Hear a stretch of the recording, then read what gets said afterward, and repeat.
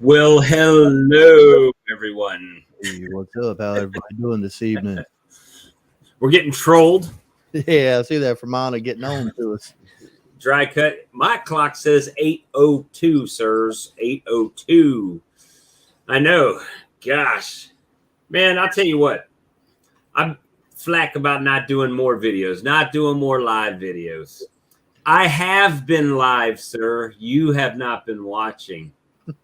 That's what it amounts to. All that temperature we've been having, it's hard to get out there and do any videos. You ain't kidding. It was at 2 o'clock this afternoon. We had a heat index of 111 degrees here. Let's see. Bring this here up. This is whenever I got off of work today, my car. I was showing 107 driving down the road. Yeah, it was quite warm. Yesterday by 10:30, I was soaked. It's been... All right, hey, William, are you back in Georgia or are you still in Oklahoma? That's nothing. We were 65 today. 65C or 65F? That got to be L for Mana. I know he ain't that warm over there. And then I had a swarm this evening that's up in the tree. So I just set a Pro Nuke that had frames in it, and I sprayed a little bit of Swarm Commander in there.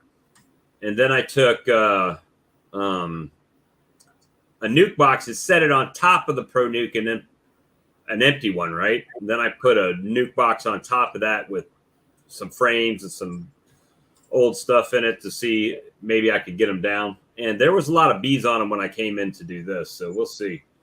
But it's safe to say that the flow is off here. Yeah, we still got a little bit going here. It's starting to slack off, though. So I think this coming weekend, I'm going to put a little sugar water out there and see if they hit it or not. Steve said they just peaked at 68. If it stayed 68 or 70, I'd be plenty happy all year long if it was just right there. But I'm going to melt tomorrow. Michigan should not be 105 tomorrow. It's supposed to be 105 in Michigan tomorrow? Christ. Yeah, it's oh, and the worst part about it is that's not the base temperature. That's the base temperature is less. It's like 97 today, right? With the heat index of 111. But by the end of the week, or starting next week, we're supposed to be in triple digits all week long. and Friday is supposed to be triple digits here. So, that heat index would be up close to 120 probably by then. That's what it felt like Sunday whenever I went and done that cutout. Bring that up here. A whole wall. They had quite a few bees in there. And I'm figuring somewhere between 50 and 75 stings, felt like total. Now that was 4 feet by 3 feet? Yeah. It was like a fake window going into a bathroom area. How many, we see the one big sheet of comb, right? And then how many sheets did it have? How many? Let's see. Let me bring this up a little bit bigger. You can see right here. You can't see my mouse, but anyway, it had 2 layers that came off that was still stuck on the plywood. Oh, okay. That come off the wall, and then it was this layer and one more layer behind that, and it was wall to wall. And they wasn't too happy with me. They ended up stinging me in the head, the neck, the back, stomach, down my legs. And I figure I took 20, 25 stings with just my veil on, and I finally decided I just got to put the jacket on. And they were still getting me through the gloves, though. Was 109 in the shade at my apiary on Saturday. Yeah, I've tried everything on mine. I mean, I even under-supered the brood box with another brood box on a couple colonies yesterday. And it did help with some of the bearding, but in that heat, hey, Lisa, there's just nothing they can do, right? I mean, if it's 111 outside and they need to keep brood at 90, 95, right in that area. Usually close to 93. Yeah, so they got to be outside to fan or cluster to get out of there to keep their body warmth out of it. I just wish they'd go up and start packing more honey away or something, Yeah, something to keep them busy and make us a little bit of sweetness. Speaking of sweetness, boom. 16 and a half. That sounds good. Mine ended up, well, so far the first pull that I've done was 16 and 3/4%. I'll tell you what, that big extractor. Did it balance out pretty good whenever you got it loaded? Well, you know what? I'm gonna say no, and I'm gonna say no because of me, not because of it. Yeah. Because if you remember the unboxing video, I ran it on the concrete floor. And then I said, well, I'm going to go ahead and put it on on the pallet it came on, thinking that would level it out. But it turns out the pallet was unbalanced. So it really made everything a little bit crazy. But, I mean, it worked. I mean, I just didn't run it at full tilt. I just had to run it at half speed and let it run. And thanks, Randy. When I do it next time, I'll go ahead and take it off the pallet. Now, for mine, that 16 and a half, that was moisture content. He's asking, was that proof? We can try it. It tastes really nice. Now, Miss Juju, when I got home, my hand had done swole up and I was working on the stairs. So I actually put the bees right here in my office and kept them cool all night. And when I got home from work the next day, I put them in the hive. I'm going to wait till this weekend, go back out there and see if the queen was actually in it. If not, then I'll drop another queen in. Wow, Grammy, you're beating me on honey right now. I haven't even pulled that much. I pulled right at, I said 120 pounds, but that didn't include me going back and open up the gates after it drained down a little bit. So I don't know. I probably got, probably about 125 pounds too, because I filled up a 3-pound jar for my son to carry home with him when he came to visit with me today, and I still got some more in the tank. Hey, Houston, Southwest Ohio bees. Steve. I'm looking at the wrong chat over there. Houston. But so I still have to get the whole adjusting of the blade thing down. That takes a little bit of finagling, just getting it fine-tuned. And then the problem is you'll change, right? So, like I'll have the plastic frames are not as thick as the wooden frames. Yeah. So if you get one of those uncappers, you have to think to yourself, do whatever it is you're going to do first. If you're going to do the wooden frames first, do the wooden frames, then adjust it for the plastic frames. Takes a little bit of change. That would be the only good thing about the automatic uncappers. They have that spring loaded in it, so it'll kind of automatically adjust.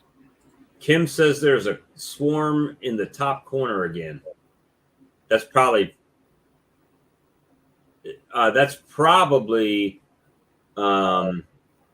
Forger bees coming back, right? See, yeah, it's probably either some forager bees or they still had a little bit of honey residue left. It could be some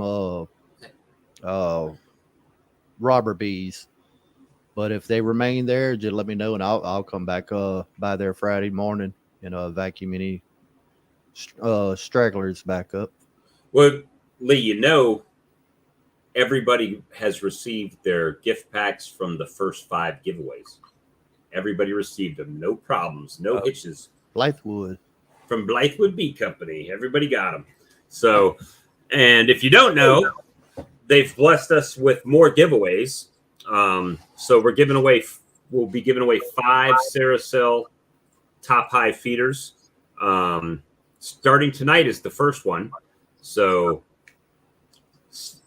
after tonight's show, you need to go in the description of both Lee's and my videos, right after we're finished, and leave a comment. Oh, and by the way, hit the thumbs up, sting that thumbs up, because that's part of the requirement. So you might as well do it right now, and maybe that'll send out some more notifications in the algorithm or whatever. Same rules apply, sir. Same rules. And Lee, hey, Earl's not here to win. Grammy says she's waiting for her name to come up. Me too. Well, okay, so there's one caveat with this giveaway, that they do have the 5 frame and the 8 frames in stock right now. When I was there last, they said they were still waiting on the 10 framers to come in. Doesn't mean you won't win it, just you have to wait to get it. That's the only thing. So, let me see here. There we go. Ta-da! I'm promoting people. Spam crushers.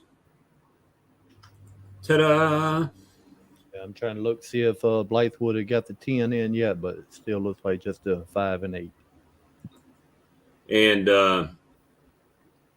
yeah, so Abby, who used to be the manager, decided that she was going to find work somewhere else. So I actually tossed my name out into the hat. It may not ever happen, may not happen at all, but if it does, Scott, if you're watching, I need a job, bro. I'll come run it for you. There you go. So might try to go work over there if it comes available. Well, I know it's available, but I don't know. It's getting towards the end of the real beekeeping season here. Let me see. And everybody's dropping videos today, right? Shameless. Yeah, Brad, we still got a little bit of flow going on right here. The tallow's still doing pretty decent, but I mean it is slacking off. Like I said, I'm gonna try this weekend, put a little sugar water out, see if they hit on that or not. You saw what mine were doing to the sugar water in that video. Oh yeah, they all over it.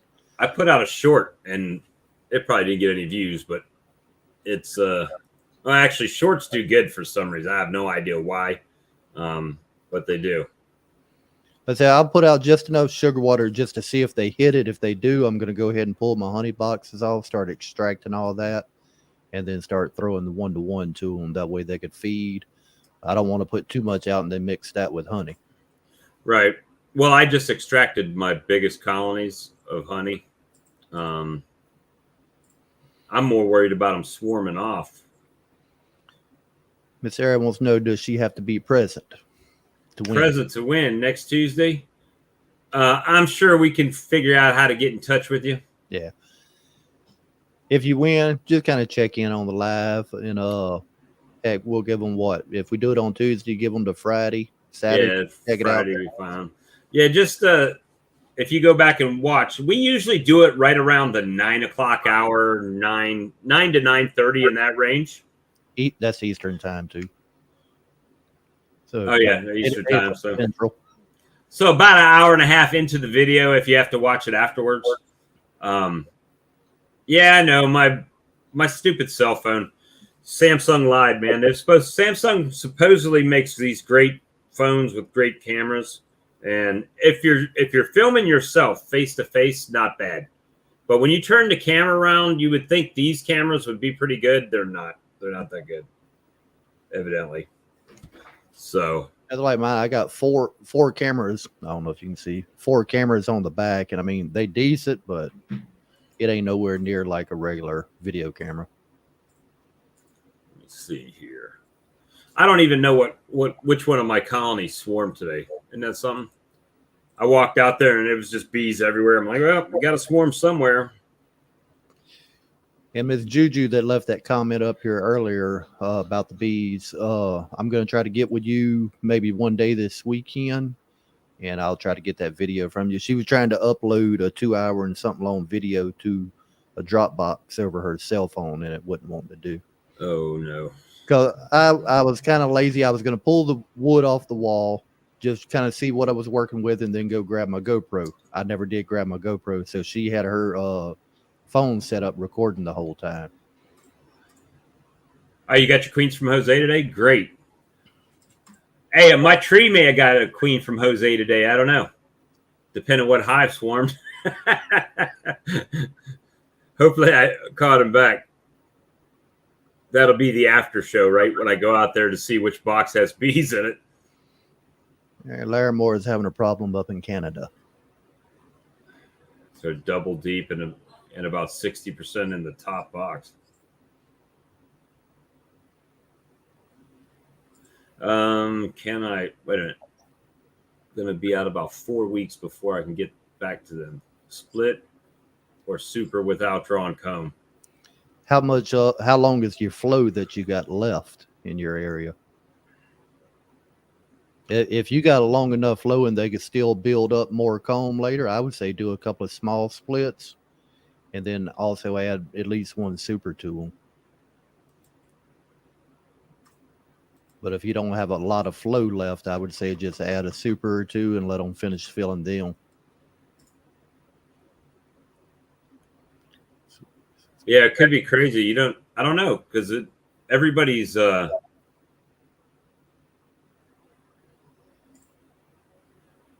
yeah, I don't know if I can get it back or not. It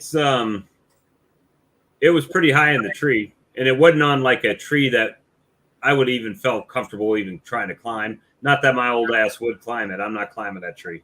You can always call William. You know he likes climbing trees. Yeah, he's just a few hours away. By the time he gets here, my bees will be in the next county somewhere. I don't know why I was thinking Canada. Larimore's in South Carolina with you. I was thinking LaGrange. I just seen the L up there.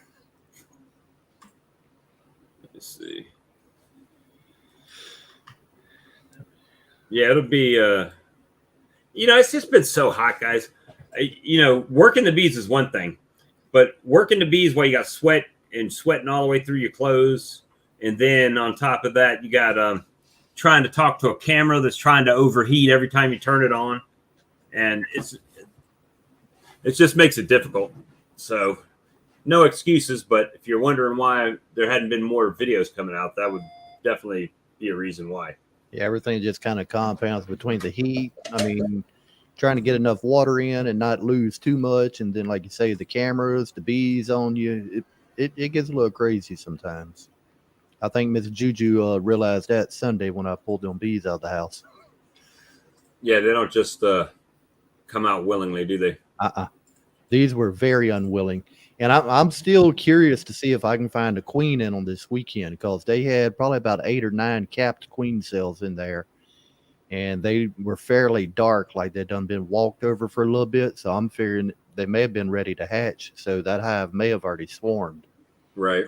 and they wasn't too happy. They were in a grouchy little mood.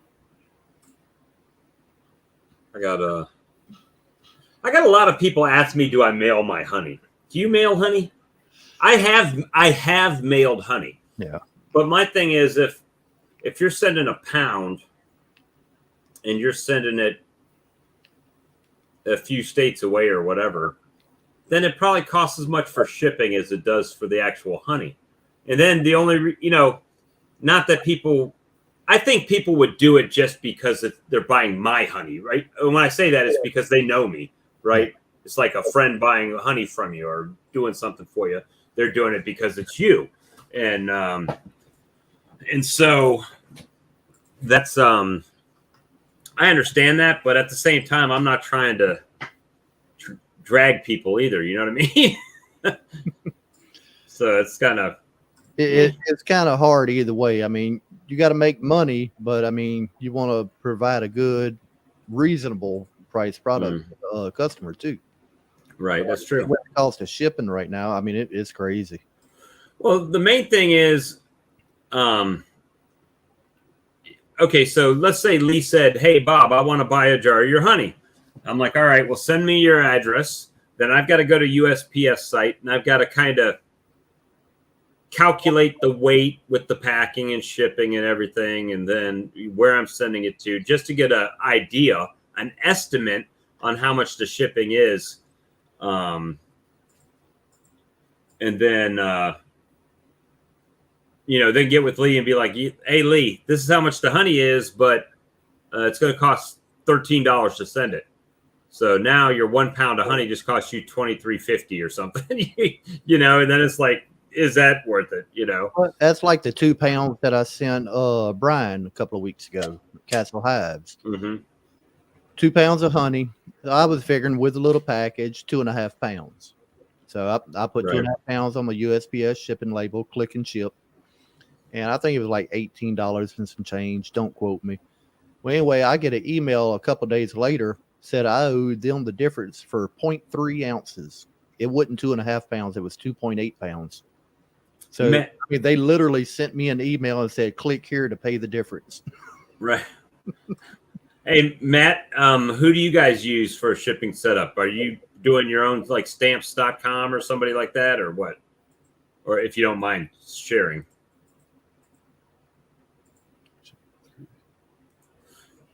And then I plagiarized your I'm dropping the link for the stream, by the way. I plagiarized your clear label idea. Oh, it was looking good, the one you showed me the other day. Well, I actually took the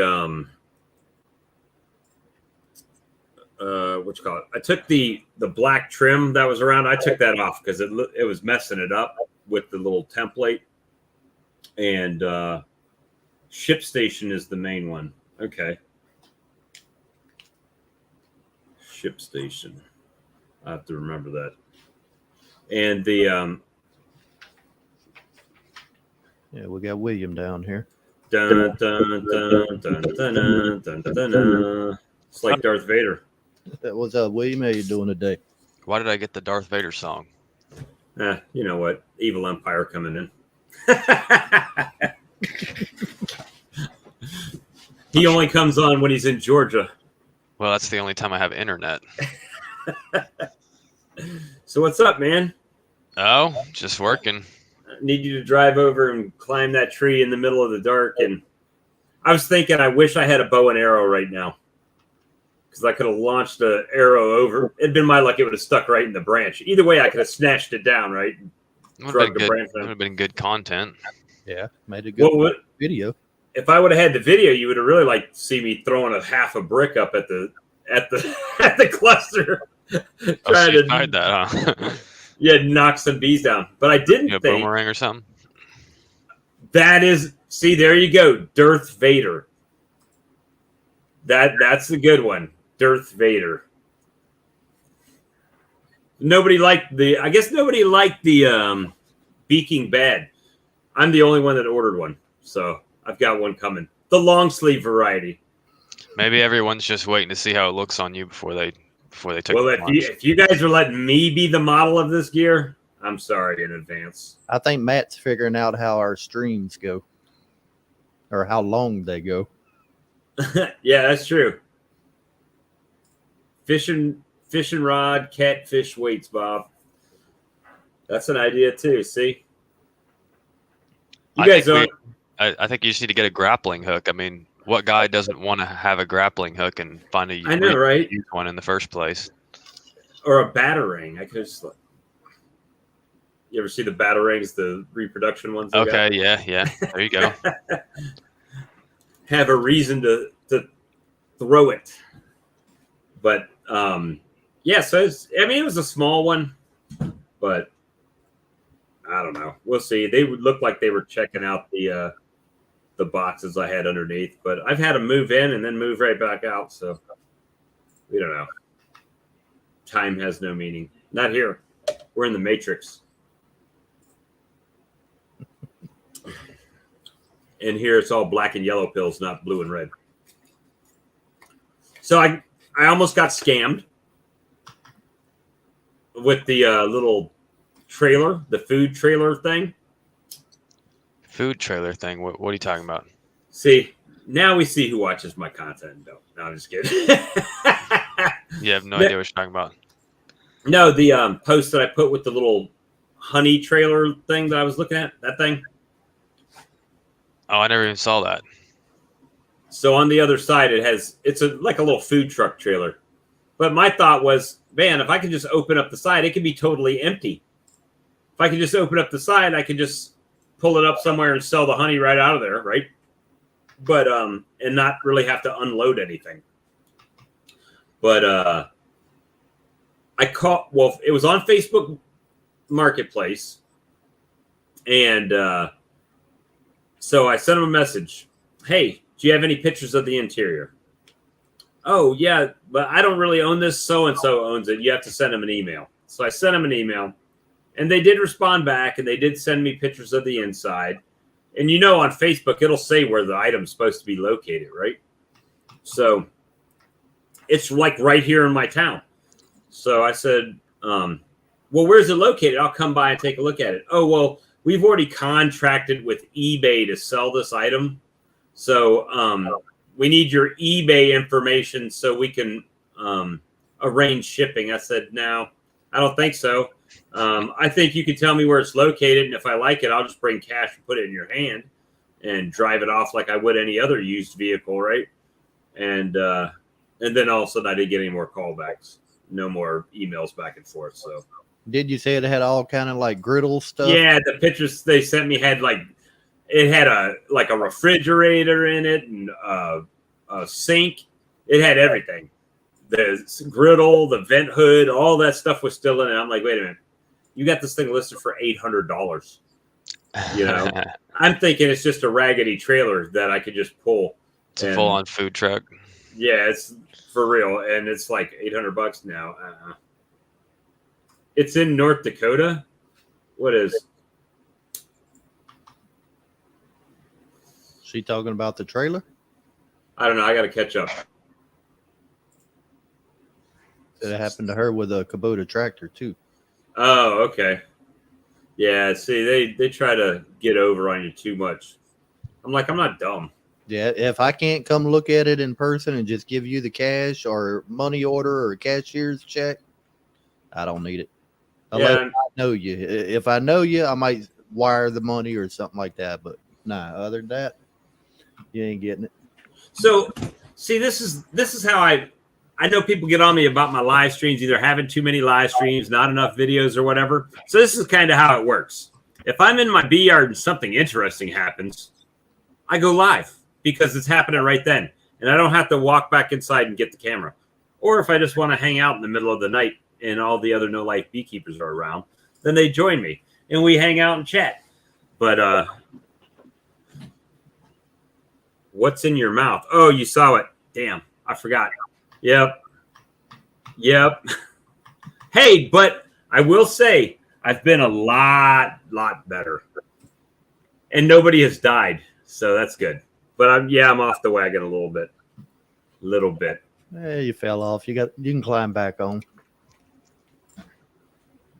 I keep hearing like doors shutting and stuff. It's crazy. I'm crazy. But hey, look, I got products in today. It's looking good. Not my own product, but it is a product. I got to get it right for being unemployed at Christmas time. You can't do much beekeeping, so at least I can go to the mall and play Santa if I get it right. I got to do something about getting it a little bit out of control. I think Get a I'm going to haircut have and more everything. bees to go get this Friday, Bob. Is there something moving in or something? Mine moved to Louisiana this afternoon. Miss Juju that was in here a minute ago, she ran to that house that I done the cutout Sunday, and the owner told me just to leave the plywood off because it was getting a little rotten on the bottom, just a little water wear, so he was going to replace it. He said just leave it open, I'll let it air out for a couple days, and then I'll put the new stuff up. She just went and took a picture while we're on the live. A new colony moved on it. This is the bees that are coming in. So I figured they'd have a couple of robber bees come in and just Hey, sitting there. After the live, I would go hang that plywood, just temporary, hang it back up to keep them in place. Yep. Now that's with honey robber in there too. I put honey robber in the corners to try to keep any more from coming in. Really? That's awesome. Let's see. You got a vacuum, don't you, Lee? Yeah, I got the everything bee vac, anything bee vac. I think everything. Yeah, she just took these pictures while we were on the live. She was actually in the comment section here a minute ago and run to take pictures for me. Yeah, it's bigger than the swarm that I've lost. So I think I'm going to be going back to get them. Well, I don't know if I've lost them yet. They were hanging out, guys. They were still hanging out. Actually, let me see. See if I can show it to you. It's on my phone, but let's see. Oh, not enough storage space. What? Look, I didn't understand this. I had a lot of bees. You probably can't even see that. A lot of bees that were just landing on the tree, like down low. And I don't know, there was like not any pollen, but I don't know if they were just like putting a scent on there because they were all like right there, but they were all like rubbing their legs and stuff. But I don't know, is it going to show? Yeah, there's a bunch of bees checking out the two boxes. So I think there was more than that when I came in. So they're probably going to hopefully move in there. I don't know. We'll see. What do you got? 2 nukes stacked on top of each other? Or? Yeah, I got a pro nuke in the bottom that I set on the bottom. Then I was like, well, let me put a double nuke here. So I put a double on top of that. So they're trying to decide which one they want to go into. That's what it seems like. There's a lot of bees there. Scout bees? Yeah, it's a lot. It's quite a few. So they might be in there when I go back out. I don't know. We'll see. Now, see, if I'm just doing video, it's pretty clear. But if I'm doing a live, it's like all grainy, nasty looking. It's probably lowering the quality just a little bit to try to transmit over the internet. Plus, you got compression. I mean, you're going to lose some of it. But yeah, but when I'm looking at it, when I'm doing the live and looking at it in my phone, it looks great. But when I come back inside and look at it on YouTube after the fact, it's like, oh my gosh, that's terrible. Terrible, terrible. So how'd your bees look, William, when you were at home? They look good. That's it? They just look good? Yeah, pretty much. They look good. That's all I got to say about that. They look like. Well, I mean, I posted that one video. That was when I was home. When I was going through the hive that I captured that tried to swarm on me.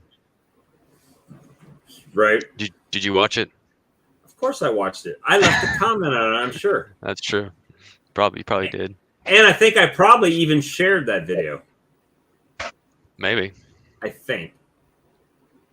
So is that right now? Yeah, that's right now. They are There's a filling the couple in top there. corners up. All right, so that's the end of tonight's live stream. Lee's got to go swarm catch. So that one there, I don't think that's just any foragers coming back. No. I was there 3 hours, so that's a whole nother swarm come in. And like I Now- said, that's with honey robber in it. Now, here's the question: are they just going to build comb right there because there's no protection? Yeah. I mean, you'll have bees build comb on a tree limb, just the open air colony. Not if they're there tomorrow, they're going to get shotgunned off the branch.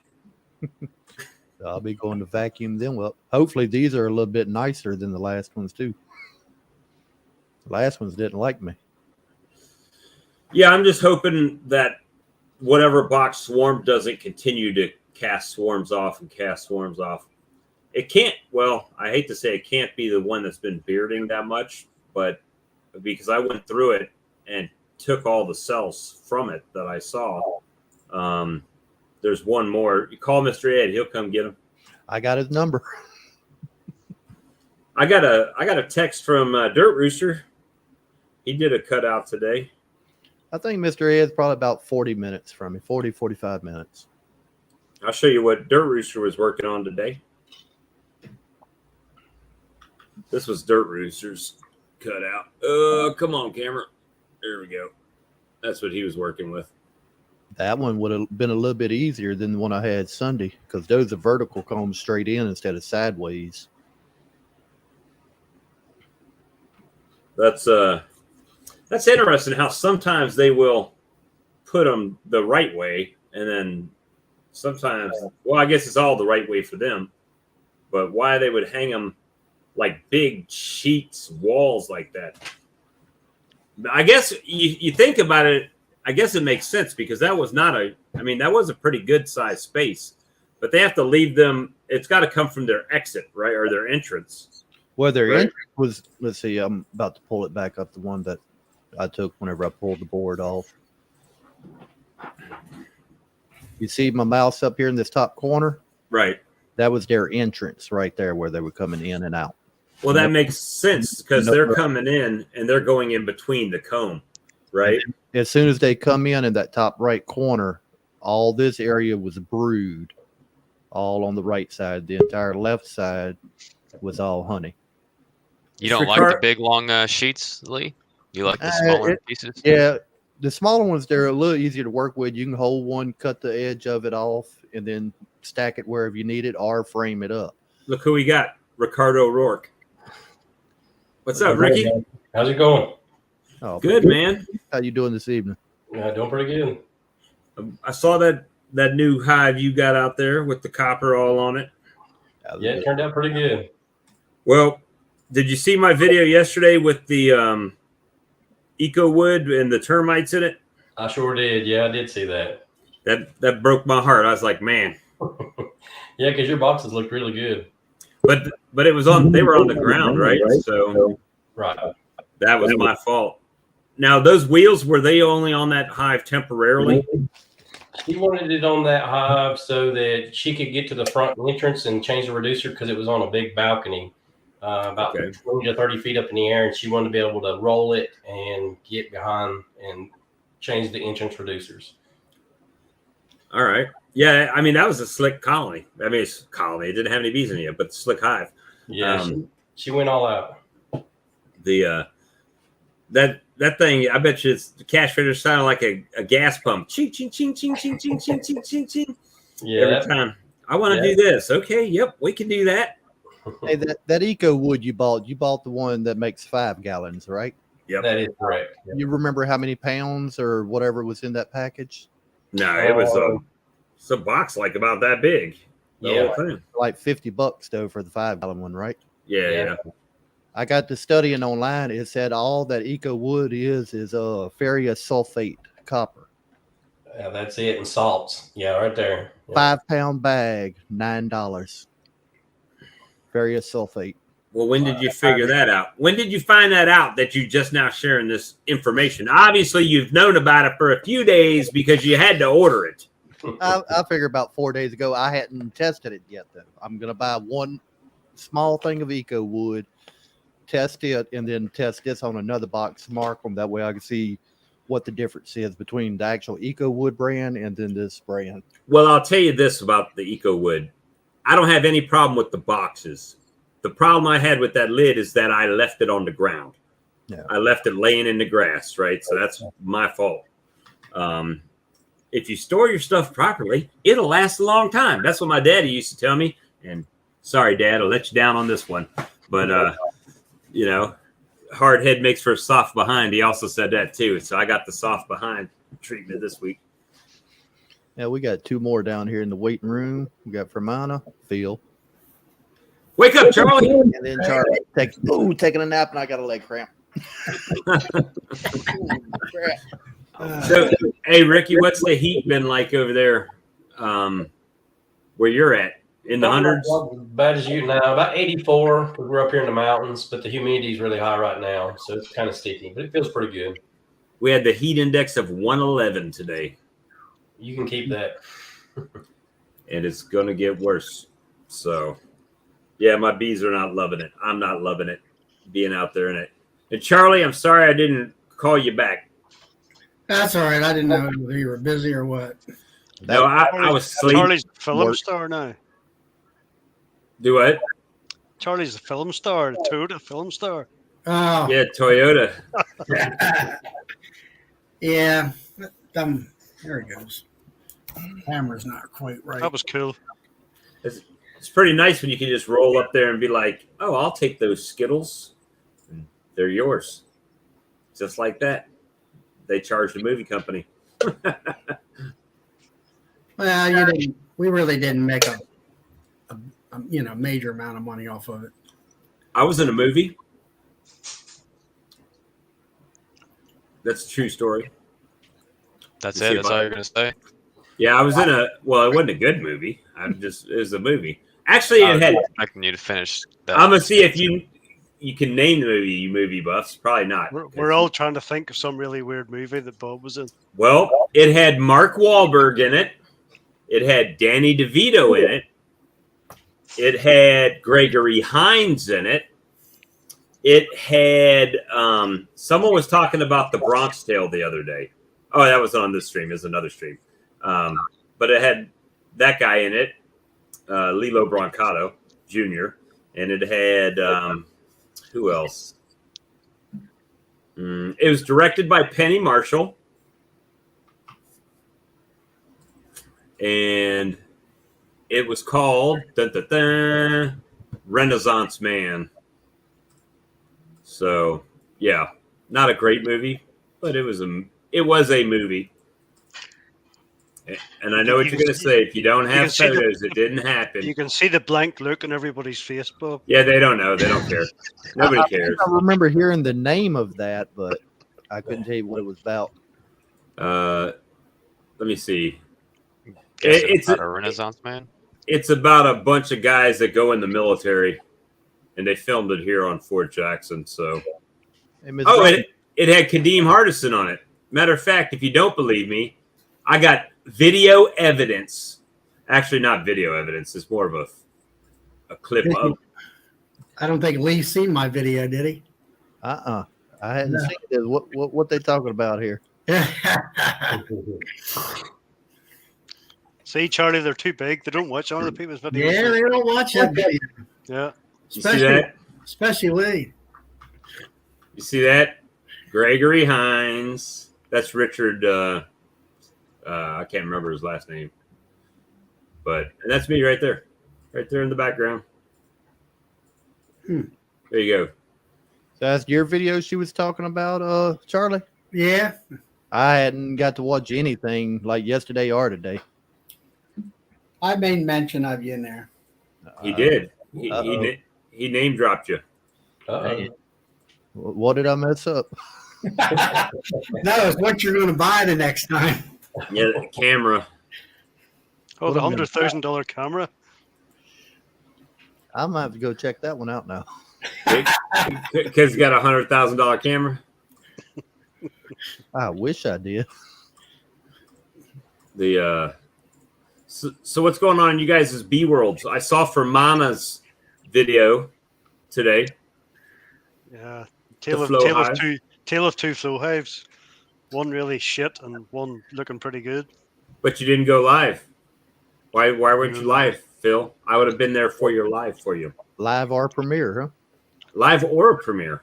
No, don't do Did, lives yet. did you ever get a queen back in your second flow hive? No, this is a real strange thing. I took a frame of eggs out of the good one and put it into the bad one about a week and a half ago. And from what I can see, all they did was cap over all the eggs Brood as though must they have been were too old. as though they're looking after it. I expected to see queen cells all over it, but it didn't. So Now, that another- means one of two things: either the eggs were too old, the larva was too old. No, Or they were there's- literally like day old eggs. They were. That's what I say, if it was just eggs, another way you can help promote them to want to draw a cell, wherever you find that egg at the little cell wall underneath it, fold that wall downward. And basically, instead of them trying to just repair the wall and make it flat, they'll go ahead and build a cell down off of that egg. Yeah, well, this was a frame that was literally full of eggs. Well, or they have a queen that That's you what haven't been able to find. That's what I just can't understand. Maybe there's a queen out there getting mated, or it's just a waiting game still. I think. Yeah, it's hard to. Sometimes it's hard to tell. How much longer of your season do you have left to be able to try to get a queen mated? If you No, have, we run right through to September, so we've still. okay. It's a Of course, pretty it'll be long. snowing in September. It's a but it could be, yes, but it's a long it's a long, slow season over here.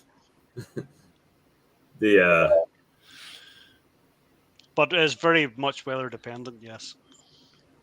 But as I say, we almost hit 65 today, so 65. You had like almost half the temperature we had. yeah, I nearly had to take my jacket off. It was that warm. I nearly had to take my jacket off. Now, Bob, are you going to agree with me on that picture I showed a minute ago? Those bees that come back to that cutout that I did. That looks more like another swarm coming in. I Right? think it's a swarm moving in. That looks more. Robber bees are basically just going to come in, take the honey, and run. But to me, that's another swarm coming. I I'm think gonna have you're to put correct. more get them out and then put more honey robber in it next time, and then just go ahead and try to get it closed up. I think you're going to catch another swarm right there. You might catch one a week for 3 weeks if they don't close it up. More bees, that's good. How many hives do you have now, Lee? Let's see, that made 32. So if I go get this one, it'd be 33. Wow. Lightweight. No, I'm just kidding. Actually, next year I don't think I'm going to do very much expansion next year. I think I'm going to just keep the 4 yards that I have now and just buy a lot more supers and go for a production year.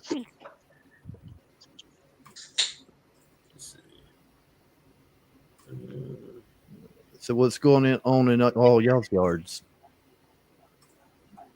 How many you up to, Ricky? Oh, we're up to about 23, I guess. So we started the season at about 11. All of yours in horizontal hives, or you got any Langstroth? Yeah, I got Langstroth. There's just, when you're doing splits and stuff, and it takes a long time to build those horizontal hives. It's hard to fill them up, and we've been selling a lot of queens and nukes. So, How's your queens you doing that you got from us? For me, they're doing good. I hope to do a video on that Lance hive. I put that queen in coming up pretty soon. But those bees took right to her, and so they did pretty good. well, I'm finding, instead of banking them, putting them in the colony and letting them lay for even if it's a week, and caging them back up and pulling them out. Man, I don't know if her pheromones just stronger or what it is, but it seems like those colonies go right to them. Yeah. So, but when you have them banked, sometimes it's like takes them I don't know. Sometimes they go right to them too, but sometimes they're a little bit weaker pheromone, I think. How is your little hives doing? Your little two framers doing? They're doing pretty good. It's definitely something you got to look in pretty much every day or every other day to check them out.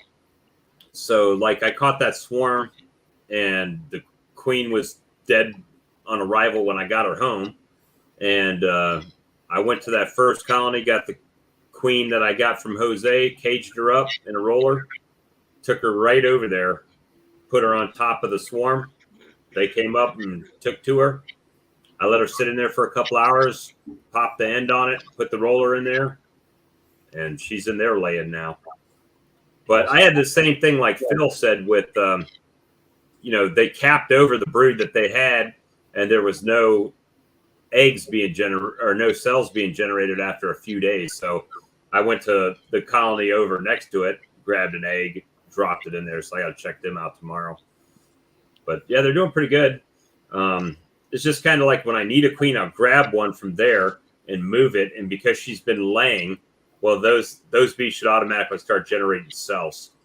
And then if I go to a bigger colony and it's got a bunch of cells in one of the colonies, then I grab that whole frame and drop it in a 2-framer. And that way I'm kind of trying to keep them from swarming in the big colonies, but still yet reap the benefits of getting the queen out of the cells. So we'll see how it ends up playing out. It might be total fail. And I'm just learning how to do it. So, learning curve. Well, But, most of us are not like Charlie's probably been doing it for 20 or 30 years and knows everything. So, Nah, I don't know any. We're always learning constantly. well, that's it. I mean, that's why I like our channels, because we could talk about stuff that, someone that's got no colonies, right, that just wants to know something about beekeeping, all the way up to people that have got tons and tons of colonies. Ian Stepler was on, and he has thousands of colonies, and we can learn stuff from everybody, I think. I mean, the number of colonies don't really mean anything. It's depending on what you do and the experience. And one of the things that I just did here recently, and actually I just did a video about it, is I took my grafting frame and I took a belt sander and ground off the shoulders.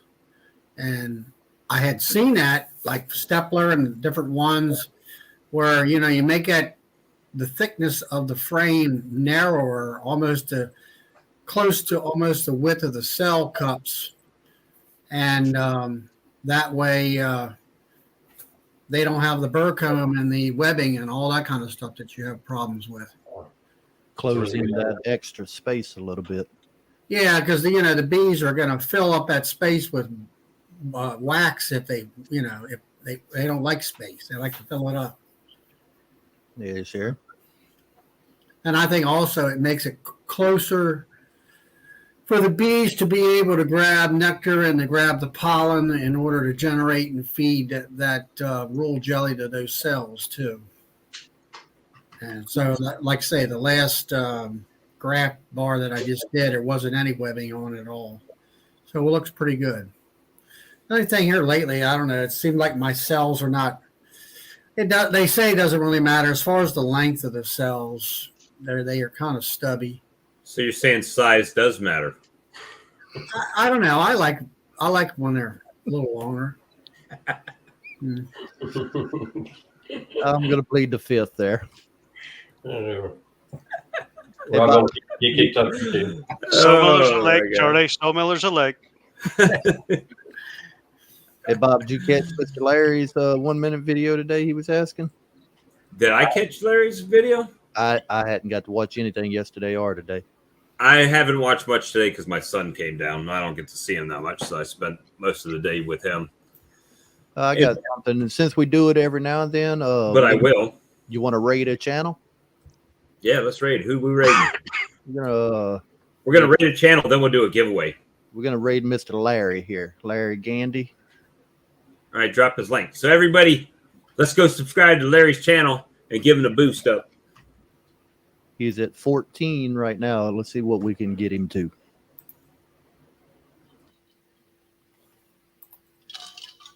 I believe All Larry right. said he's from what? Mississippi, was it? Was it Mississippi Yes. or Alabama?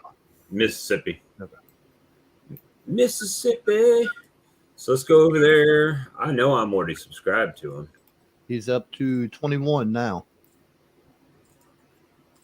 Make sure you hit the bell to get the notifications. We're at a 25. Oh, William, I got a copyright strike for your giveaway when we pumped your video up. Yeah, yeah, you told me that. Yeah, I got that other end too. He said, Well, it wasn't really a Lee strike. They just eliminated the fact of my video being able to be seen by anybody in the United States. Yeah, they blocked it in certain countries. Because I played the Chili Peppers on the channel. So William, you building any new tools or anything going on with your bee garden lately? As far as things that I'm building, of course, I'm out of town for work right now, but the next build that I've got coming up is a honey warmer. Probably be the next thing that I build. I got an old. He's got the best thing. It's pretty sick. It's a refrigerator. But it's got glass doors. You know what I mean?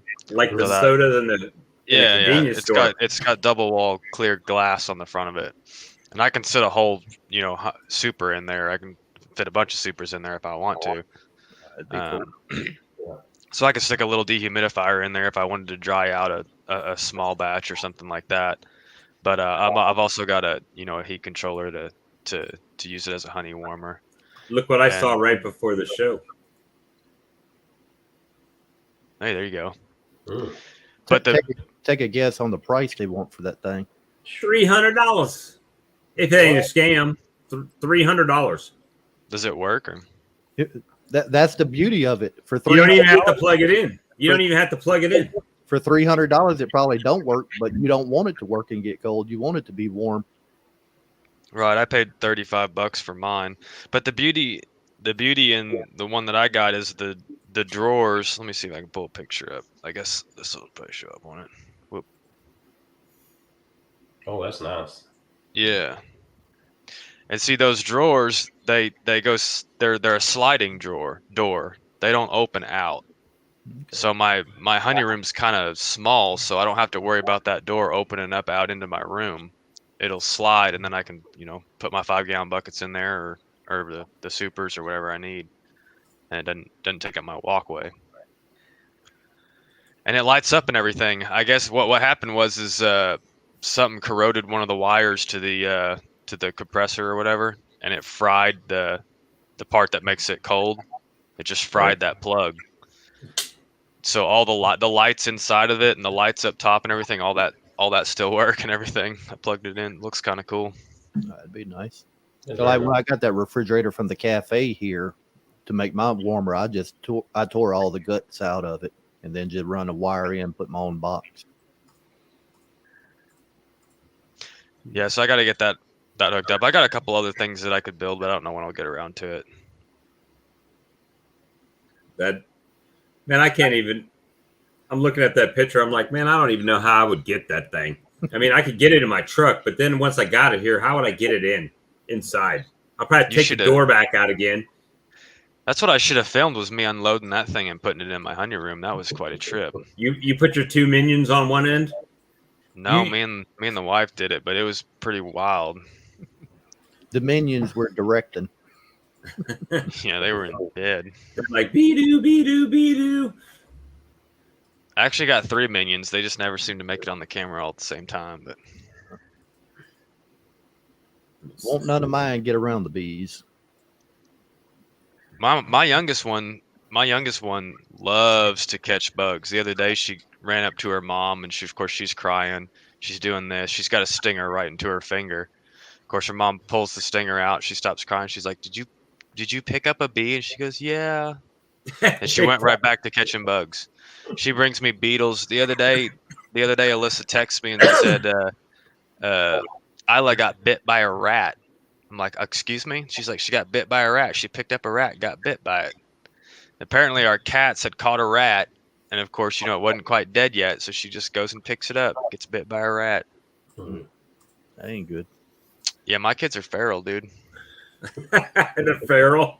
Yeah. They're out of control. Oh, that's So funny. you get tetanus on that, and Yeah, she'll be all right. She got stung by that bee. Has probably some antibacterial properties in that, so it'll Rub a all little honey on it. balance itself out, you know. Rub a little dirt in it. Little Yeah. honey, a little propolis. You'll be Typical good. father's response. She'll be all right. Yeah. As long as she don't start foaming at the mouth. Rabies. Oh, jeez. Well, Mr. Larry, Gandy, we need to see some videos now. You went from 14 to 34 subs now. Nice. All right, so it's the 9 o'clock hour. Let's do this giveaway. So we always call out who didn't do both channels. Who didn't do both channels? That way they know next time to make sure they do both channels to be entered for the giveaway. It was only a couple of that was off this time. That was probably people who told me happy birthday and I added them in. Larimore, Grams, Rick, and Wade Barnes. Okay. All right. So you ready to do it? You got the wheel ready? Didn't see my name there. Did you do it? Yes. I don't believe you. That he wants us to. Okay, we're gonna have to do an audit specifically for Phil. Go on ahead. Go. Was it on there? Did you have? Do you see him on there? No, I'm not on there, but doesn't matter. Go on ahead. All right, hold on. Wait a minute. No, don't. We got worry to about do it right. No. I'm looking right now to make sure you commented on mine. Let me see. Tuesday Night Live 6 days ago. Might have been like half an hour ago. Oh, okay. Yeah. That's it. That's why you're not on there. I think that might have been it because I think we done. Well, it was before the live, but no, just normally do the- late Monday evening or early. do the draw. Go on ahead. We update them. I'm bringing the wheel up here. We got a lot of people on there this week. I think we got 22 this week. And this is for the Blythewood Bee Company giveaway, the Saracel top feeders. Yep, of your choice, 5, 8, or 10. But remember, the 10s are not in stock, so you'll be on back order until it comes in, if that's the one you want. So just know that ahead of time. Yeah, let's see who wins. And there will be no chili peppers played tonight. Oh, look at that. Oh. James Noel. DC, what happened, brother? All right, James. So we know this is going to Michigan. That's awesome. So James, contact me at, well, I'll just throw my email out here again.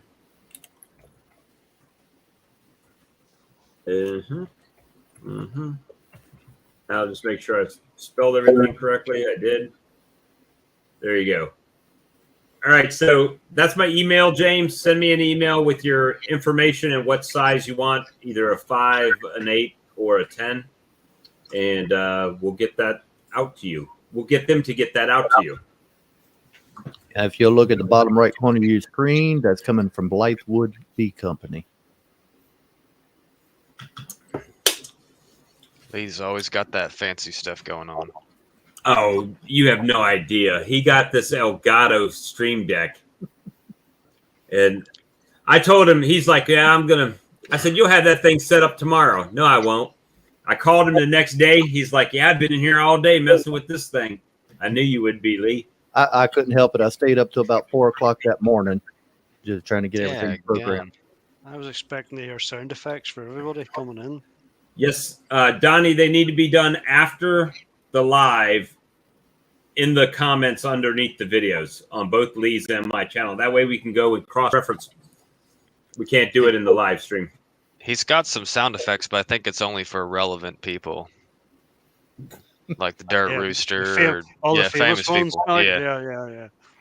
Our one, Bob's kind of sad. Oh. And we had happy birthday. Have you got a yabba dabba doo for Brad? I looked for one, and I'm still working on it. I'm having to search file format. See, Brad. Just the fact that that's on the list of things to do is pretty funny. Yeah. Hey, we try to put a little bit of production into it. It is. Lee does all that. All I do is come on here and run my mouth. That's it. That's what I do. That's my contribution to society. See, and keeping Charlie awake while he's falling asleep over there in the corner. I'm still here. Charlie's going to need to go get a snack. Bob, He- did he you get needs my some popcorn. photograph of the travel of the Game of Thrones, the Game of Drones T-shirt? I get so much from you. I'm sure I do. I got the one that says, "Hi, Bob. I'm really starting to worry about you. No live shows since Friday." Yeah, I was almost phoning 911. I sent you a photograph. Please be removal. Would have been Saturday. Well, Saturday the Oh, you're going to ask me dates now. Does that make you feel good, Bob? Though, knowing that there's an Irishman up in the middle of the night worrying about you when you don't get on the live stream. right when I'm not on a live stream. I know. Matter of fact, we need to get like some bagpipe music or something. So when Phil comes on, he's just got like an intro like the WWE. It's like a bagpipe intro music. Bagpipes are a bit. You don't like the bagpipes, man? You have to be careful there. Why? Depends on what side of the border you on. You're treading on either side of the border. Yes. I thought it was just an Irish thing. Bagpipes were before there was a border, right? Depends what tune they're playing. I got you. What about speaking of which, tune that they're playing, Guardian B Apparel. Send me an email back. They're going to try to take care of my jacket for me. That's good. So, matter of fact, they're going to take it off you and burn it. matter of fact, I just no kidding, just now got an email while I'm sitting here, and I will read it to you. Is he going to add Velcro to the pocket for you? No, I didn't ask him for that. Let me know. I'll find a pack and mail it to you. All right, so he gave me a tip, beekeeper tip too. All right, so I had to send him some pictures, right, to show him what was wrong with the jacket. And I said, thanks for the photos. Sorry for the inconvenience, but I do have a replacement on the way. I recommend putting a little beeswax on the zipper. It'll make it much smoother. Access lubricant. Well, the thing is that I think the little – hold on. I got it right here. Biggest thing is how do you get the hood off? After you do it 3 or 4 times, it's pretty easy. But getting it off really ain't too hard. Getting it back on. But how do you get the end of the bee things to start? All right, so this thing here, you see that the zipper is still zipped at the top, right? Yep. What it is this bottom, the little bottom piece that's right. Trying to dump my drink over right here at the bottom of the zipper, right? This little piece, a metal piece. Yeah, there's nothing. I mean, it's not hard. Even they're usually like hard plastic or something. Right. So the zipper's not staying together at the bottom. So I could have the jacket on. I could have 100,000 bees flying around me, and all of a sudden the bottom just goes pops open, and then they can just come right up in the front of my jacket. Yeah, it looks like you're missing the solid piece that goes on bottom. Mm-hmm. But I haven't even had this jacket 3 months yet. Only 2.5 months. So, what are you doing in that thing, Bob? I does work, son. So, yeah, do a little bit of bee work in there. Mainly sweat in it. Charlie, on most of your Guardians, on the right side of your head, if you take that one zipper and bring it all the way to the end and then bring the left one right behind it, that's when they'll release. But they got to both be all the way at the very end of it, and then it'll pull out. So you got to bring both zippers all the way around to the right side. Yes, sir. Because what I found on mine is on that right side, they have the two brass ends, and one of them's got like a little bit of like a hook on the edge of it. Isn't there like a little hook? Yeah. I mean, to me, that's like a stopper so it can't come off. Yeah, That hook hooks down, but it's longer on this metal part. But that's where it comes loose at. But you got to have both of them all the way to the end, and then kind of wiggle it a little bit, and it'll slide out. okay. But like I said, it's getting it back in. It's the hard part. Both of them have to be all the way to the end, and you got to wiggle it through both zipper handles to the end, and then pull one around. Now I wanted to wash it, and I mean, I'll tell you what, I got that suit down there at Hive Life, and I got it out here. You know how puffy the arms are, and the first thing I did was hook it on one of my Nuke telly covers. It's got that metal with that right where they fold that corner edge, and there's a little hole right there. And I'm like, you know. I do the same thing, but I'm going to all migratory covers, and they don't catch on that like they do my telescopic covers.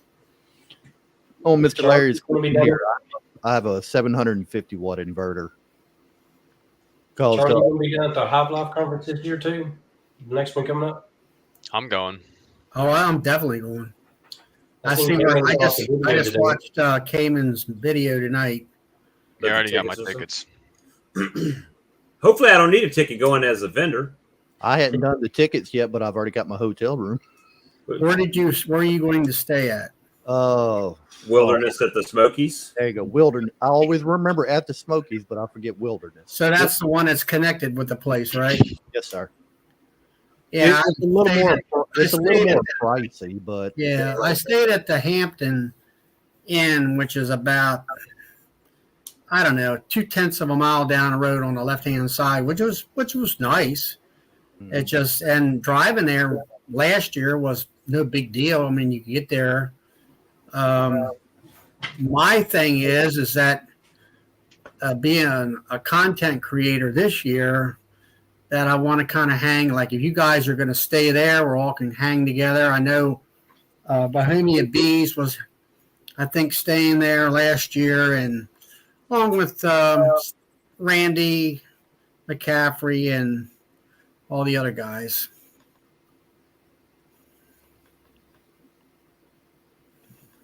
I don't have a tick problem. Usually I do have tick problems out here because of the woods, but no, I haven't had them this year that I've seen.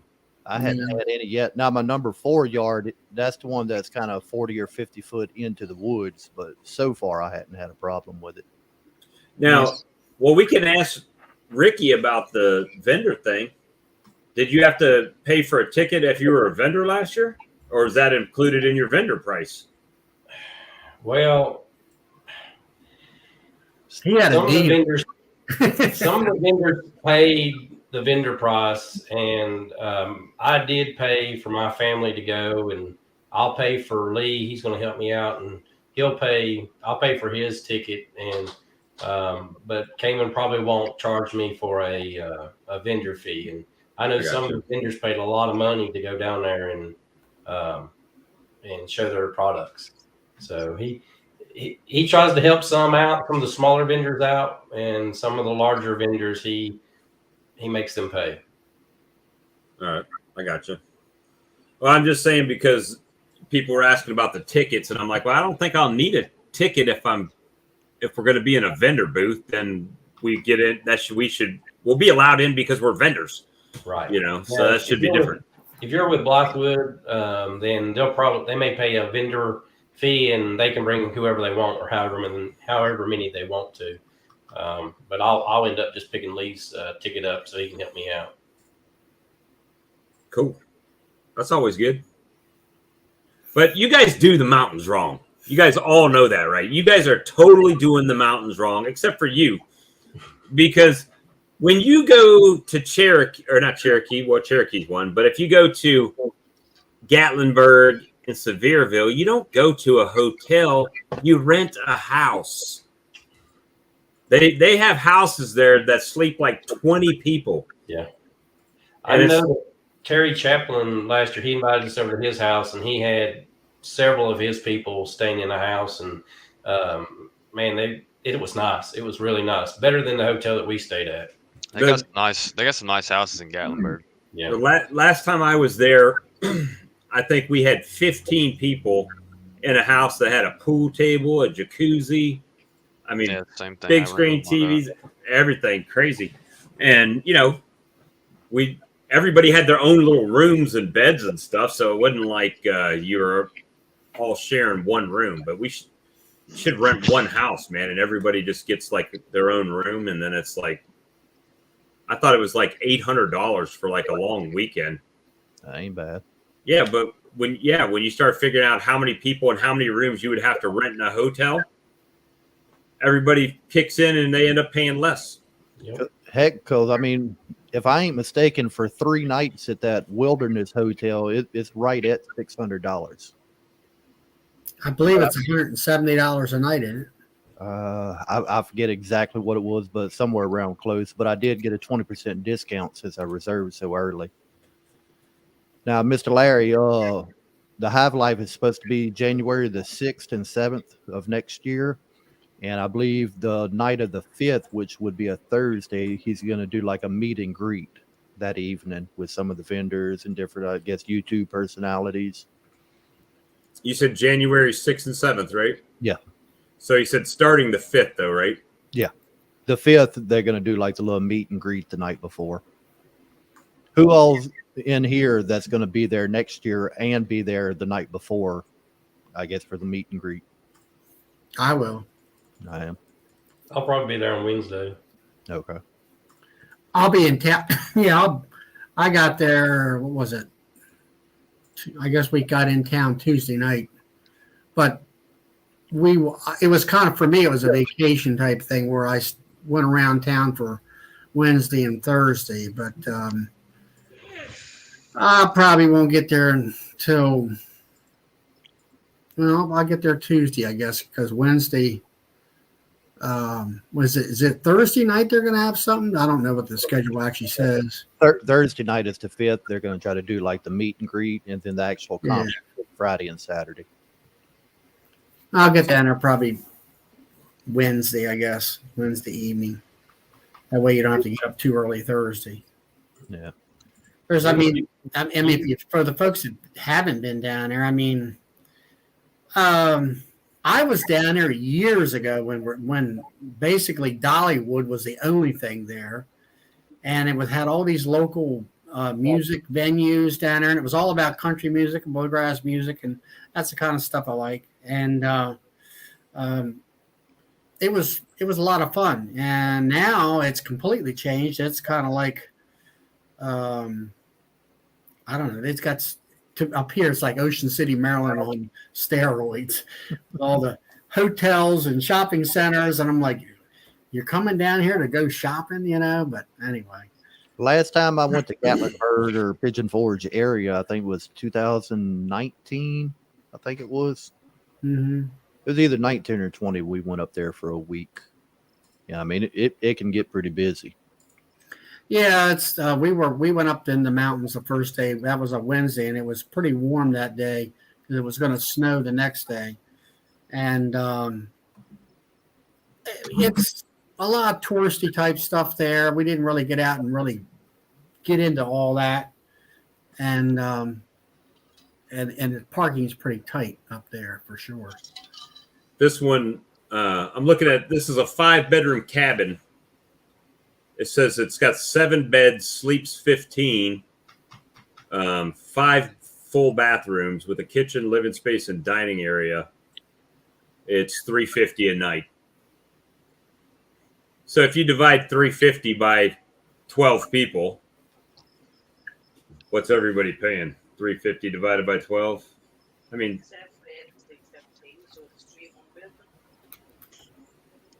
I hear. We hear back there. We hear. Just talking in the background. Basically $30. She's doing the math. She's doing the math. Calculators. Tell her, if we hear, we have to see. Uh-oh. They hear you. Let's see.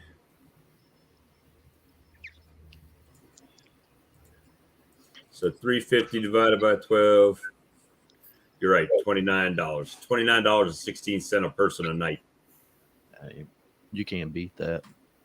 No, I mean you gotta not mind, being in the same room with people, I guess. It's either that or you, I guess, somewhat cramped up in a hotel room. So would you rather be cramped or just be around people you know? See, I always look at it though. It's like when I go on vacation, very rarely am I even in the hotel. Right, you're always out eating or sightseeing or something. But this particular house has an air hockey table and a pool table and a theater room. Jeez. So that's pretty cool. If it has a hot tub, Bob, we're in. You can play my YouTube videos in the theater, Bob. Yeah. They got a hot tub. You got to remember the fish too, Phil. Yeah. I'll bring the fish. Let's see. I don't know why I'm looking at this. I could just drop the post, show you all the house. There you go. There's the link to the house I was looking at. Now that seems a little bit high for what I was doing, but this is again Thursday, checking out Sunday, right? So, but it's nice views and everything. But whatever. That's how we always do it. Is that in Gatlinburg or in the Pigeon Forge? That's in Gatlinburg, but they're like right next to each other. Yeah, I've been to Gatlinburg a few times. I like Gatlinburg. Pigeon Forge is all right too. Pigeon Forge more reminds me of like a smaller Branson, Missouri. But Gatlinburg is a little bit cooler looking. You can walk the streets to all the little shops and stuff if you want. And I'll tell you what, I like the Titanic Museum they have there. It's pretty cool. If you've never been, you should check it out. Hey, man, that's a Hive Life conference in Sevierville, Tennessee that Cayman Reynolds puts on. There's only one Titanic museum. I don't know. They've got a bunch of them here. There's one in Branson, Missouri as well. There's a Titanic museum over there as well. Only one, Belfast. There's one in Belfast too? Where it was built. So you're saying it's Northern Ireland's fault the Titanic sunk? No. They should have done a better job. It's the people they get the... You said it was unsinkable. You might, if you come to the conference, you might want to come by airplane. Is all we're saying. Don't get on one of your rickety boats. Come on an airplane or something. Take a screenshot because Phil is actually like stymied right now. He can't say nothing. His face is getting red. Have another pint, Phil. Have another pint. Now, the other problem with coming with the airplane is that you got to land in Nashville, and then you're 3 hours away and driving. Oh, that sucks. Well, that's no big deal. I drove from Oklahoma last year. You drove all the way from Oklahoma? Are you going to fly this year? No, I'll probably drive. Hey, how far drive is it for you? It's pretty long. It's got to be like 14 hours or something like that. I think that's about what I figured. Mine it'll be 13. Are you bringing the family, or are you doing it by yourself? I think I'll bring my wife this year. All right, so let me give you a trade secret if you don't know already. So when you fly for work back and forth from Oklahoma to Georgia every week, hopefully you're putting that on your frequent flyer miles, right? Well, if I fly commercial, usually the office sets it up, but we got a couple planes too, so. Yeah, that's okay though. The office can set it up, but you take your card and you go to the counter and you say, "Hey, I don't think they put this on my frequent flyer card," and they'll check. Oh, nope, you're right, and they'll add those miles to your account. So when it's time for you to go and go out to Hive Life, you're like, "Hey, I got frequent flyer miles. Get your little discount." I just need to tell my boss to let me take the plane. The work plane? Yeah. Kevin, you got to go check on a job. So you fly? I'm not a pilot, no. No, you're not a pilot. Okay. We got a couple pilots. The Alcoa Airport is closer, and Knoxville is closer, I guess. Well, we got a couple small planes. We can land anywhere. And Not anywhere, but most airports. if you're coming the back way like we do from down here, you go right by the mason jar factory, Ball Mason Jar Factory, and right across the street from the Ball Mason Jar Factory is the Bush Baked Bean Company. And they've got a nice little store and museum for Bush Baked Beans. A little country store. So you got that in the mail then, Mark?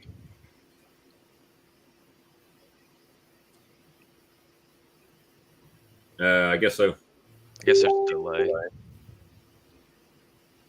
Yeah, it is. They're about 10 seconds behind us. So when we say something on here, it's like 10 seconds afterwards, and they respond. And it'll show up in the chat real quick on YouTube, but then it takes another few seconds for it to get back over here. Yep, you said you got it. Cool. That's good. Hopefully it didn't break the first time you used it. It was forged by real orcs and minions. Pretty much. So what about the other 99? Where are those? I sent them out. You didn't get it yet? Mine must have got lost in the mail. Yeah. Well, we need you to claim the insurance on that and get another one. Well, I didn't even get 99 comments on the video, so. You know, technically that would be a scam. You could send out a box of rocks and get the free the free insurance, right? And then be like, never showed up. I don't know what's wrong. We need to make an insurance claim. Get $50 for your box of rocks. I would never do such things. Oh, speaking of giveaways, since you guys are all so talkative tonight, it's kind of like, listen, if I don't talk, What was look, that? yeah, silence, right? That's what I'm saying. So I am like I think 106 subs away from a giveaway. 106 subs away to the solar wax melter. And Lee's got a big one coming up too. Lee, how many you got left to go? I believe I'm at about 240 right now, and at 500, I'm giving away a Guardian Bee jacket. You got more to go than you do have already. Yep, I'm almost halfway there though. All right, well, go subscribe to Lee. We're gonna have to do a raid on Lee's channel. Get him boosted up. It's going to take me a while to get to 500. You know, it's weird because it'll start going, and then it's like you'll just start getting more and more all the time. Well, yeah. I think I need to do more content on building stuff. It seems like that the only video of mine that seems to have gotten long-term traction was when I was showing those nukes that I built. And it's a garbage video, but for some reason the algorithm wants to promote that video. I don't understand it. It's one of those things. I think I need to do some storm trap builds or something. I think it'll promote those, but not the other stuff. I don't know. I haven't quite figured the algorithm out. I'm working on it. Yeah, I've been doing pretty good here. I'm up to 211 subs right now, which I've jumped like the 20-some subs here in the last couple of weeks and all. And I'm can't up hear Phil. Phil, you're muted. I see him talking. Sorry, I said Charlie started wearing yoga pants. I missed that one. What is Charlie started wearing yoga pants. That's why his numbers are going up. Oh, is that what it is? But now it's kind of, for me, it's, I jumped over that 200 mark threshold pretty quick, and now I'm up 11 above that. And I don't know. And what do you call it? The watch hours. I think I'm close to 400 now. But that's what I wanted to call you about, Bob, is like this here live stream or StreamYard thing. And and you know, how to build all that, I guess, is what I'm trying to say. Hey, look who's in the comments. We got something for you, Randy. Maybe. I was on the wrong screen here. Maybe. That sounds like a sick rooster. There must be somebody famous coming in. Jeez, What- do I need to is Brad in the record a background? rooster sound for you? That was that older rooster. That must have been taming the Vanny rooster. Let's see, just That's got a funny. comment here. I've got some roosters at the house if you need some proper rooster audio. That was that was pretty rough, that one. Blaine had a question here on y'all YouTube videos. What do y'all put the topic? I guess you'd say the category it would fall under. I got mine just under entertainment. Yeah, or education. I think mine's how to. Oh, so you're not doing a Mike Berry video? A how I do video. Do they have a how I do category on there? I don't think they do. Nope. You got a how to and style. But the so what you were asking about watch hours? I'm sorry, I totally squirreled out over there. Say it again, Charlie.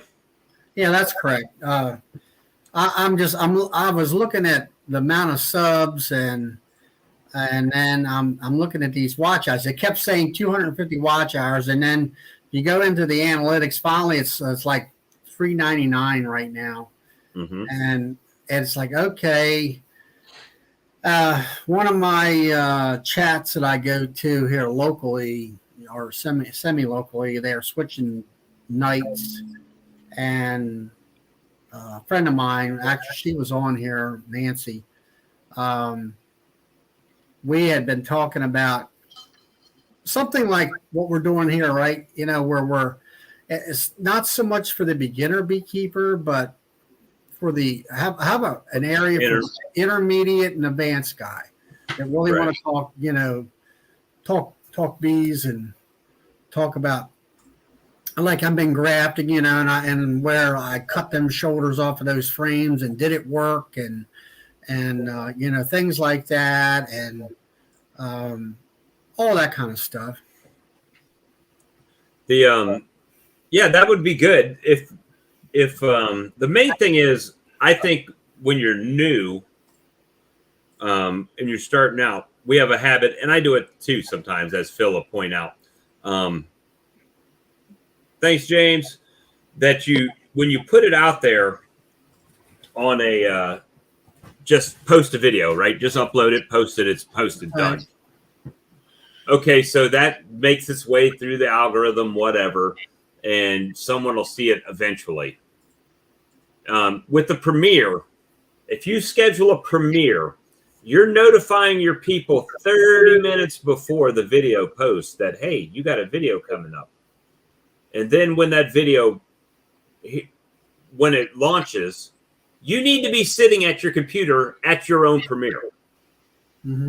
Because like everybody talking in the side chat over here, they're going to talk. You're going to talk to your people and interact with them during your video.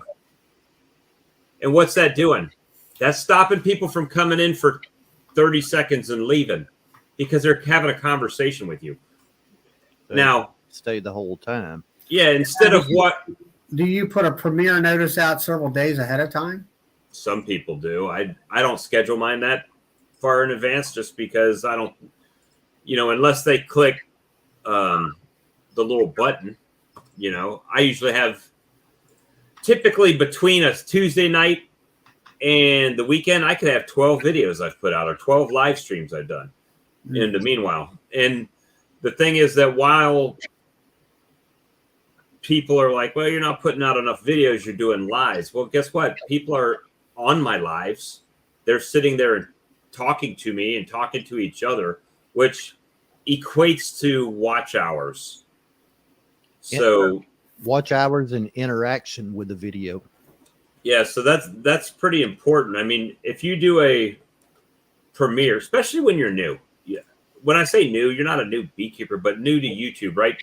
even if you get 1,000 subs, you got to have 4,000 watch hours, Right. right? So if you got one without the other, it's just like not having either for that point. So you got to kind of work them both, right? So Well, I would as also Well, like say, my friend Nancy, she wanted us to kind of start our own little Zoom channel, I guess you'd call it. And I'm like, man, I'm just committed to a lot of different things, and it's like I just don't have those hours to put out. You know, a lot of times you guys are on here, and I'm got things that I have to get done. I'd like me too. to sit here and talk with y'all, but I got to get, let's say, honey bottle or whatever. Or You see how Charlie is? He'd rather do other stuff than talk to us. Yeah, I know, right? See, no, see, half the time I got other things to do, but if I don't, Phil sends me hate mail, and I'm worried I'm gonna go out there and get like a Molotov cocktail out the mailbox one day or something. Well, I guess what I'm, you know, it seems like you're retired now, Bob, aren't you, or something like that? Well, I've got a very tiny. When I say very tiny, I mean $150 a month disability check coming from the government. So I've got. Other than that, it's what I make off bees and honey, and if I Uber at all, which I haven't, but I will be. So if you don't see lives the next couple of nights, I'm probably out driving to make some money. What happened to the bread truck thing? My heart condition doesn't allow for it. So yeah, because I know that stuff's in the middle of the night delivering. Yeah, but it's still morning. Yeah, I was getting up and getting to work at 2 in the morning, and I was doing most of my work before the sun came up. But after that, when you're unloading the truck and everything, and if it's 111 degrees outside and you got a heart condition, doesn't make for a good day. You know, just doesn't. So even now, I mean, if I go out and work the bee yard, I go out early, and by 10:30 or 11, I'm done. And then if I go back out, it's as the sun's going down. I'm going back out there to check it because I can't stand out in the sun. Yeah, it's like yesterday. I went out there and I put queen cells in, and the mating boxes behind me there, and did all that. And I sold a couple queens here lately, and actually I sold a couple, 3 or 4 cells today. Actually finished out what I had done on the last graft. So I'm young and healthy, so I really don't know how to relate too much to this conversation. So I'll let you guys know. You'll be there one day. Well, the whole thing is you're young and healthy now. I was young and healthy at your age, and it made me old and sickly. What age are you, William? 32. Look, his mind's already going. He had to think about it. 32. Well, it's been hot. Now, LaGrange Bees there talks about they don't like doing editing. Actually, I kind of like doing that. I don't mind doing the editing now that I got a better computer. With the old one, I hated it. Yeah. I don't mind doing editing. I'm just not that skilled in doing it, and I'm using free stuff, so I don't have all the nice little cool stuff that probably, like Lee could do or whatever. But well, I don't know all them tools and stuff, but I use Filmora, and the biggest thing about editing is you're like, okay, I got one on the thing that I just filmed yesterday in that heat, like you said. And it's like, I always try to keep it around 12 minutes long. And it's like, okay, what do I got to cut out of? Because it's over 20 some minutes long and it's kind of repetitive. So I have to kind of cut it down and try to keep my sentence structure in the video correctly. 90 plus? What's that? That's like Mike said it was 90 plus degrees over there today. What's he want us to send a jacket or? He said send ice. That like I said, the laptop I was editing on, that thing was a little over 9 years old. So I mean, it took forever. And going from that to this, a world of difference. Yeah, that's like me. You can't. You have to edit out half the stuff because we can't talk. So it makes it hard. I got the same problem. Well, I've been having trouble. Like I've been trying to edit on my wife's computer, and sometimes it'll show me the little waves for the sound, and sometimes it won't. and it's just really annoying when it won't, because I'm trying to go through and cut out silence and things like that, but then I can't sync my sound up with my video because I don't see the waves. You know what I mean? What software are you using? Just If iMovie. I cut out sounds, there wouldn't be nothing left. Do what? If you cut out sounds, there wouldn't be nothing left. Yeah, I'm trying to line up the sounds from the camera to my microphone, and then cut out the silent bits. Yeah. Try and shorten it up a little bit. I did that on one of my last videos. I think it was like 45 minutes long, like what I shot. By the time I got done, it may have been 16 minutes worth of video, because I'd have to leave the box, go to storage, grab something, come back. I'd move. I mean, I was just deleting more than what I actually had. Now you're like Lee, like your video that you're using right now. My problem is I'm sitting here with a laptop built-in camera. Right above me is a regular incandescent light, and like, what kind of camera are you using? A regular camera then instead of a For the stream right now, for the stream?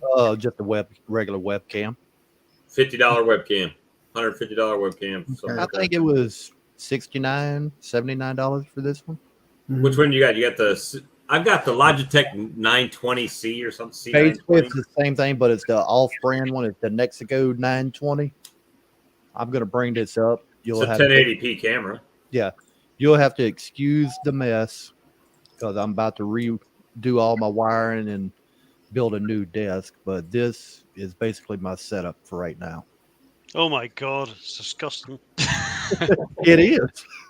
I got a mess here. I got wiring. And why do you have those three screens? You got one for the web stream, and then one for the other one that I flip back and forth to. Yeah, well, I'm running my Bob, StreamYard. please don't. Please don't, Bob. Anything else that I'm pulling up to show on the lives, I can pull on a third monitor. But whenever I'm editing video, I use Adobe Premiere Pro. And it has so many little windows in that one program that I could spread it out across 3 screens at once. And it makes editing a lot easier. All right, there you go. I thought about buying one of them round ring lights, to kind of, so I can control the light. Randy's got one. You have to do your makeup then, Charlie. So you go. I'm about to replace all my lights. That way they're all interlocked in the same brand. Right now, I'm having to go through like 3 different apps to turn different lights on. But with the new Stream Deck, I can change certain things in the background. So, Like your light show. Bob, did you get that photo I sent you? It's here somewhere. Let me search. Phil. I got the Elgato Stream Deck, so their lights integrate in with the Stream Deck, and I mean everything works better. So everything I'm doing is going to Elgato. Wearing my shirt, no doubt. Yes. All right.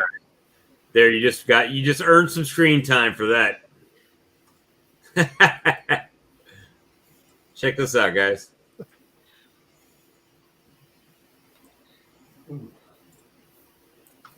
See if I can blow him up. That's in front of the Game of Thrones glass. That Now is the Glass of Thrones. There are several of them around Belfast, because obviously Game of Thrones was made in Belfast.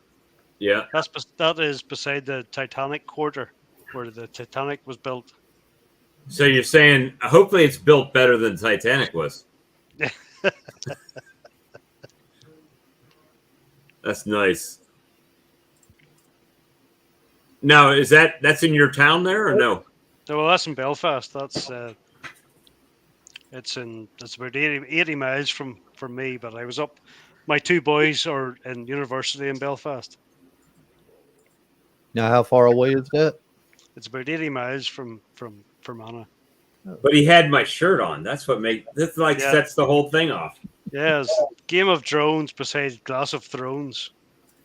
So what we need Lee to get the Beaking Bad shirt and put on the fedora with the sunglasses, and he can be Heisenberg. That's Jason ain't that Jason that wears a fedora, or what's that called that he wears? That little hat. Oh, Bohemia Bees. No, he wears like a I can't remember what He wears an English cap, as I call it. he had a name for it. He was talking one night. I can't remember what he called. Yeah, I seen that video. the English. He said it, and then I started getting a bunch of ads on Facebook for that hat.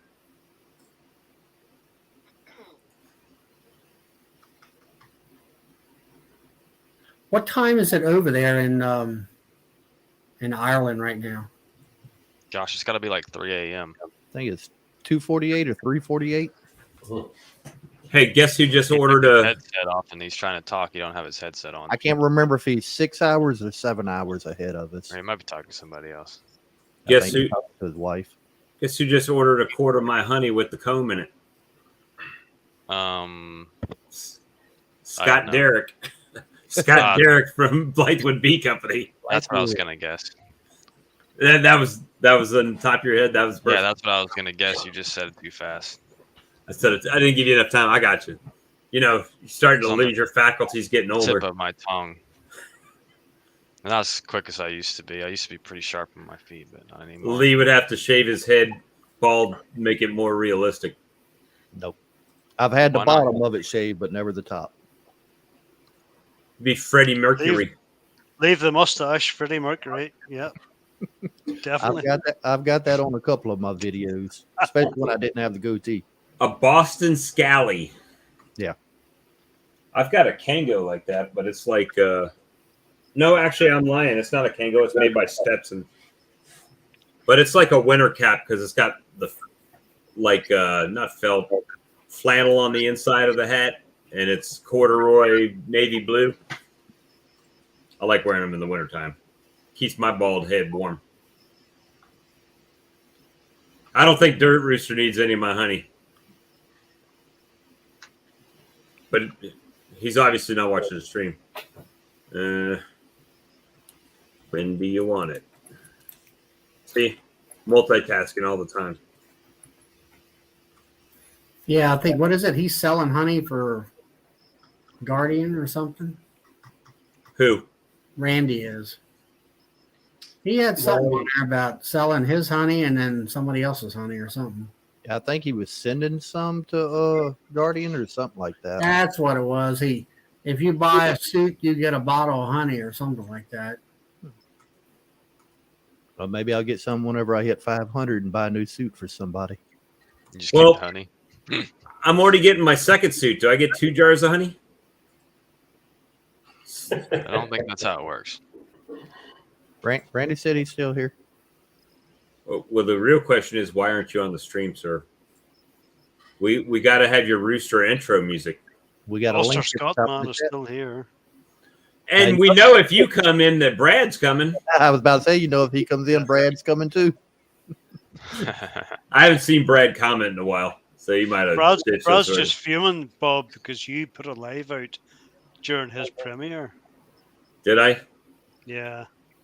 Yeah, but statistically speaking, as many lives as Bob puts out, I mean. Yeah, most people at this point, they're like, it's just Bob again. We'll catch that later.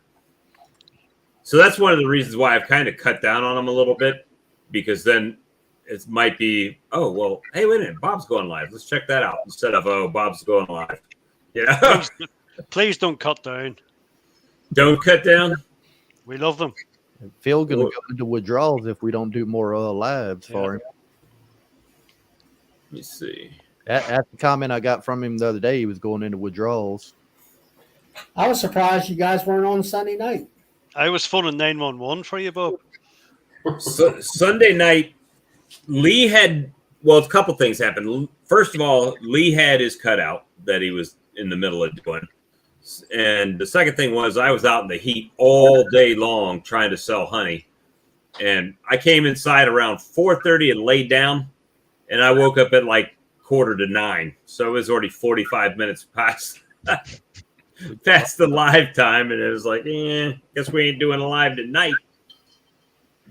Oh, it's billing removal jobs. I got you. Oh, Brad went good night before Randy came in. Yeah, you're gonna have to text him, tell him Randy's here, and see if he'll come back in. Just mess with him. All right, take it easy, Rick. You have a good one. Yeah. What? Speaking of which, what See you, time do you Rick. got to go tonight? It's getting close. I know. Yeah, 9:30 at the latest. I say, my time, Central. It means 11:45, ladies and gentlemen. 11:45. Oh, 4 o'clock comes early. Actually, we haven't had too much actual beekeeping conversation going on tonight. Yeah, we got Galloway in here. I saw he popped in there. If Bob stops live, we'll have to watch The Price is Right. Is that show still on? It Out of the was. 70s. No, Yeah. it was still on, but it don't have Bob Barker on anymore. It's got I Some can't other remember. person? the other comedian. I can't think of his name. I can't think of it right now either. I don't have television, so I don't know what still's on or not. Yeah, I don't watch it anymore. What? I know he was a Marine. Jim Carrey, Drew Carey. I was Drew thinking Carey's Jim right. Carrey too, but it's Drew Carey. I knew it was one of them Carries. One of those Carey people. Let me see. Yeah, Miss Juju. Those beads could just be from different queens. I mean, sometimes you'll get a darker bead. Sometimes you'll get a lighter one. I got some that in the same hive that might have a few dark ones and a few light ones. Because Hey, when your queens fly out, they might mate with 10, 20. No telling how many really different drones that they'll mate with. And then when they lay eggs, it's just whatever comes out. says it's going to be 98 degrees tomorrow, 5 degrees cooler than today. What a blessing. Yeah, a real Cold front coming through. cold front. Yeah, you have And to go that- for a run or something in that Yeah. weather. Yeah, I won't even run to my mailbox for that. Have you pulled all your honey then, Bob? Or Nope. I pulled 5 mediums, which had 9 frames in it, so 45 mediums and 1 deep box. So I've got a lot left. I need to go pull it, but again, it's only me. So when it's 111 outside, lugging 100 pounds of honey into the building, and not only that, I was in the middle of doing that, and I got a swarm call to the university downtown, and I went down there, and by the time I got there, the bees weren't there. So I had to come all the way back home and then do the extraction and everything. So I never pulled any more. how much more do you think you have to pull? I've got a pretty good bit. I've got about 4 or 5 colonies that I haven't even touched with honey on them. So I probably have guessing conservatively, probably 300 to 400 more pounds, probably, if I'm lucky. But nowhere near what I wanted to have for the season. But I already knew that with the aggressive nature that I split and everything, that it was going to be less. 52 degrees. Yeah, drink lots of water. Try not to get a heat stroke over there in that. I'll Yeah. try not to. Don't catch Yeah, heat exhaustion is a serious thing. Don't want to play around with that. don't catch a cold for sure. You notice he got his phone in Fahrenheit too, huh? He's trying to be nice He's to all of us. Or We're don't gonna have to do convert him. Celsius math in our head here. He's getting Americanized.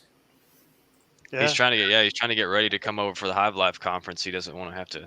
So, in good terms, Phil, when you're talking to your mates at work over there, and you're telling them about the live streams and hanging out on the live streams, how do you refer to us? Like, what is a friendly term, like a buddy? Is it a mate, a bloke? What Do you have mates at work? Or So you're guessing I talk to people? it's a bit of a loaded question. Yeah. There. We're assuming he has mates at work. Yeah, we're assuming you have some friends, Phil. You think I sit up here all night if I had friends at work? It's a bit of a reckless assumption. You do have a point. See, we sit up here. Well, at least I do, because I don't have a job. You guys, this is hanging out at work for me right now. Yeah, well, the thing I was working up until about half an hour ago, so I am on 24-hour call. So I've got I got Jeez. a I got a thing. Oh, wrong. Crap. I got a thing from Uber that says if I do 10 trips, I make an extra $100. So I'll probably be taking it on here. Yeah, see. That'll get you half a tank of gas. So, Charlie, are you still 2 or 3 weeks away from pulling honey up there? Or? Yeah, that's pretty much. I mean, there you go. It's really slowed down. We've had a bunch of rain, not daily, but every 3 or 4 days there's been some. Like this morning, it was a heavy downpour, and it's pretty much washed our blooms away. I think the locust is done, the poplar's done. You might have some small stuff hanging out around, but as far as flowers or whatever. But Did you just say washed? washed, yeah. Why? Nah, Kind of that work, huh? I just figured out where Goofy's from. He's from Maryland. That's how he always said it, washed or gorsh. It is washed. That- I mean, See, that's wash. You're supposed to say wash. that's what I say. Washed, washed, washed, washed. Yeah. Anyway, Anyway. the main flow is over with, and I'm just kind of letting it sit on there until around the 4th of July area, and then I'll start taking it off and harvesting. I got to get set up with my extractor and stuff. Get everything dried down a little bit. Yeah, that's what I figure. I was in the hives late Saturday because it rained Saturday morning some, and it finally cleared up and got sunny Saturday evening around 3:30, 4 o'clock, and I had about three production hives that were queenless. Two of them I had put cells in them. Two of them the cells took, and the third one there was still no queen in there. And I happened to have one of these nukes behind me, and there was a fairly mated queen in there. She was pretty new. She probably should have stayed in for another week. And I'm like, I don't know. I don't feel like tearing down that hive again and putting a cell in it here like yesterday. So I just went ahead and she was in the box, and I just let her walk on in. I said, see what happens. The So, Scott Jerks. See whether or not the bees will like her and not kill her. So, Hey, Bob, here's a question from Steve for both of us. How do you get your swarm calls? I've got friends in low places. No, I do. I get a lot of mine will, because people know that I keep bees, they'll tag me in posts on Facebook. That's one way. And then I've gotten a couple calls where my buddies at the bee store get called, hey, do you guys remove bees? And then they give them my number. That's the last couple that I've gotten. So Usually all mine is just word of mouth. People that know I've got bees or they bought honey from me, got one of my cards, or my sister contact me, the Book of Faces. She'll see something on there. I just hit a button on my chair. She'll see a post on the Book of Faces and send me their contact information or talk to them, send them my information. well, I also see where I'm not in a bee club, right? So I also see where bee clubs have lists sometimes, right? Have a good one, Juju. A The call RB list. Club has a list. How many times have you been called off of that list? Twice, but I wasn't able to go either time. But the way they do it in our area is the dispatchers who are volunteers, if they call 3 people and they don't get a bite, then they post it on the Book of Faces on a special group. So there's a special Facebook page in our area for, paid members, basically people who are members of the bee club, which is not expensive. Right. And I don't even go to the meetings, but mainly just because, it's hard to get to them because of work. But so if you're a member of the group and you're on the list, you can be in the Facebook group, and then they post it to that group, and whoever claims it first, goes and grabs it. So. Oh my God. Crocodile Dundee, ladies and gentlemen. Brands and low places. I heard you were lacking in fedoras and sunglasses. Yeah, we didn't say that was necessarily a bad thing. Oh, well put. Well put. That's funny. Yeah, I belong with the to the I Maryland. was wondering State. where Mr. USA was. Yeah, He's flying the flag. I had a queen sale because I was a member of the Maryland State Bee Club, and where I'm listed in there as a queen brewer. So that's how she found me. But as far as swarms go, I usually get a call from 911. They know they got a list up there of people. 911 hat. People call 911 for bees. Yeah, they can. Oh, they're like, it's bees. I'm like, yeah, so what? Well, if you look in the movies and shows, I mean, you think fire department's going to show up for your bees, so they call 911. Yeah, they do that. They'll do that kind of stuff. Mike, I need to get with you somehow, man. So I want to get that peppermint. Oh my gosh, that pepper hot sauce recipe, if you don't mind. No, not at all. And it's not like I'll be infringing on your business unless you're going national. He don't charge too much for the recipe. No. But Bob, I was thinking about you earlier today because I was adding seconds on my supers, and I had one hive that gets the morning sun right away, and they were festooning, hanging heavy off that thing. And I thought, what the hell is this? I've given up on it. I had one of my colonies swarm this afternoon. I don't even know which one it was. It wasn't a big swarm, but it did swarm. And another. Well, I've done everything. I've heard, there's not enough room in the brood box. So when they're coming back, they're just hanging out. So I said, okay, we'll fix that. So I took all the supers off, did a basically checkerboard, right? Well, put one frame of brood in another box, and then put the empty box on the bottom with the existing brood box right on top of that. So the bees would have to come in and go up to get to the majority of the brood box. So I figured that they would just come in and start working that bottom box, but no, still hanging out.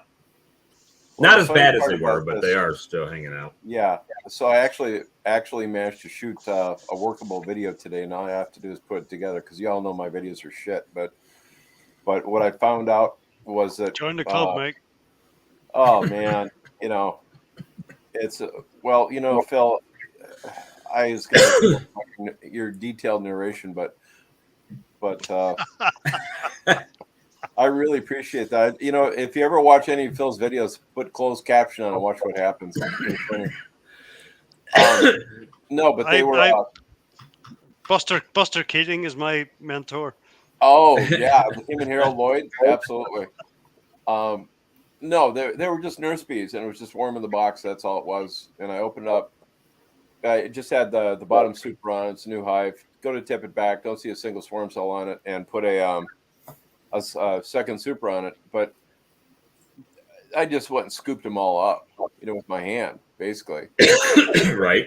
Open up the entrance, and then it all just settled right in. Well, all of the foragers were out right then. So I mean, I could have stuck my privates in the hive, and they wouldn't have cared.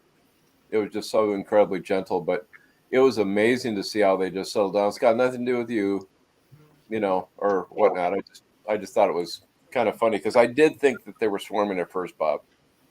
I did have a swarm, and I did go through the one colony, and 4 frames had cells on it, and I took them all and split all those 4 frames into 4 2-frame nukes. Okay. And gave them back some room. And to be clear, if you're a new beekeeper, it's never recommended to stick your privates in a hive, regardless of the age of the bees. Or the age of the beekeeper. Probably don't want to do that. Well, now you tell me. Yeah, I'm just saying. It's they They like honey. They like honey in their tea, not tea bags in their honey. Touche all over the doggone place. No, I felt really bad complaining about the heat because it was like 92 degrees here, and I don't give a crap about heating because it says like 100 degrees. And I'm in my suit out there and working it, and I thought one of the wonderful viewers had put something up there about using a head wrap to keep the sweat from coming down your face. God bless you. It was a little too late because I didn't think of that. But I did have on hand, one of the reasons I shot the video today was just to show the extra equipment that I had on hand in case it was a swarm. So I had a double screen board lined up, and then I had a 3-way 10-frame mating box all set to go in there just in case. And so that was just about that. But me complaining about the heat here, Tex was giving me a little grief about that.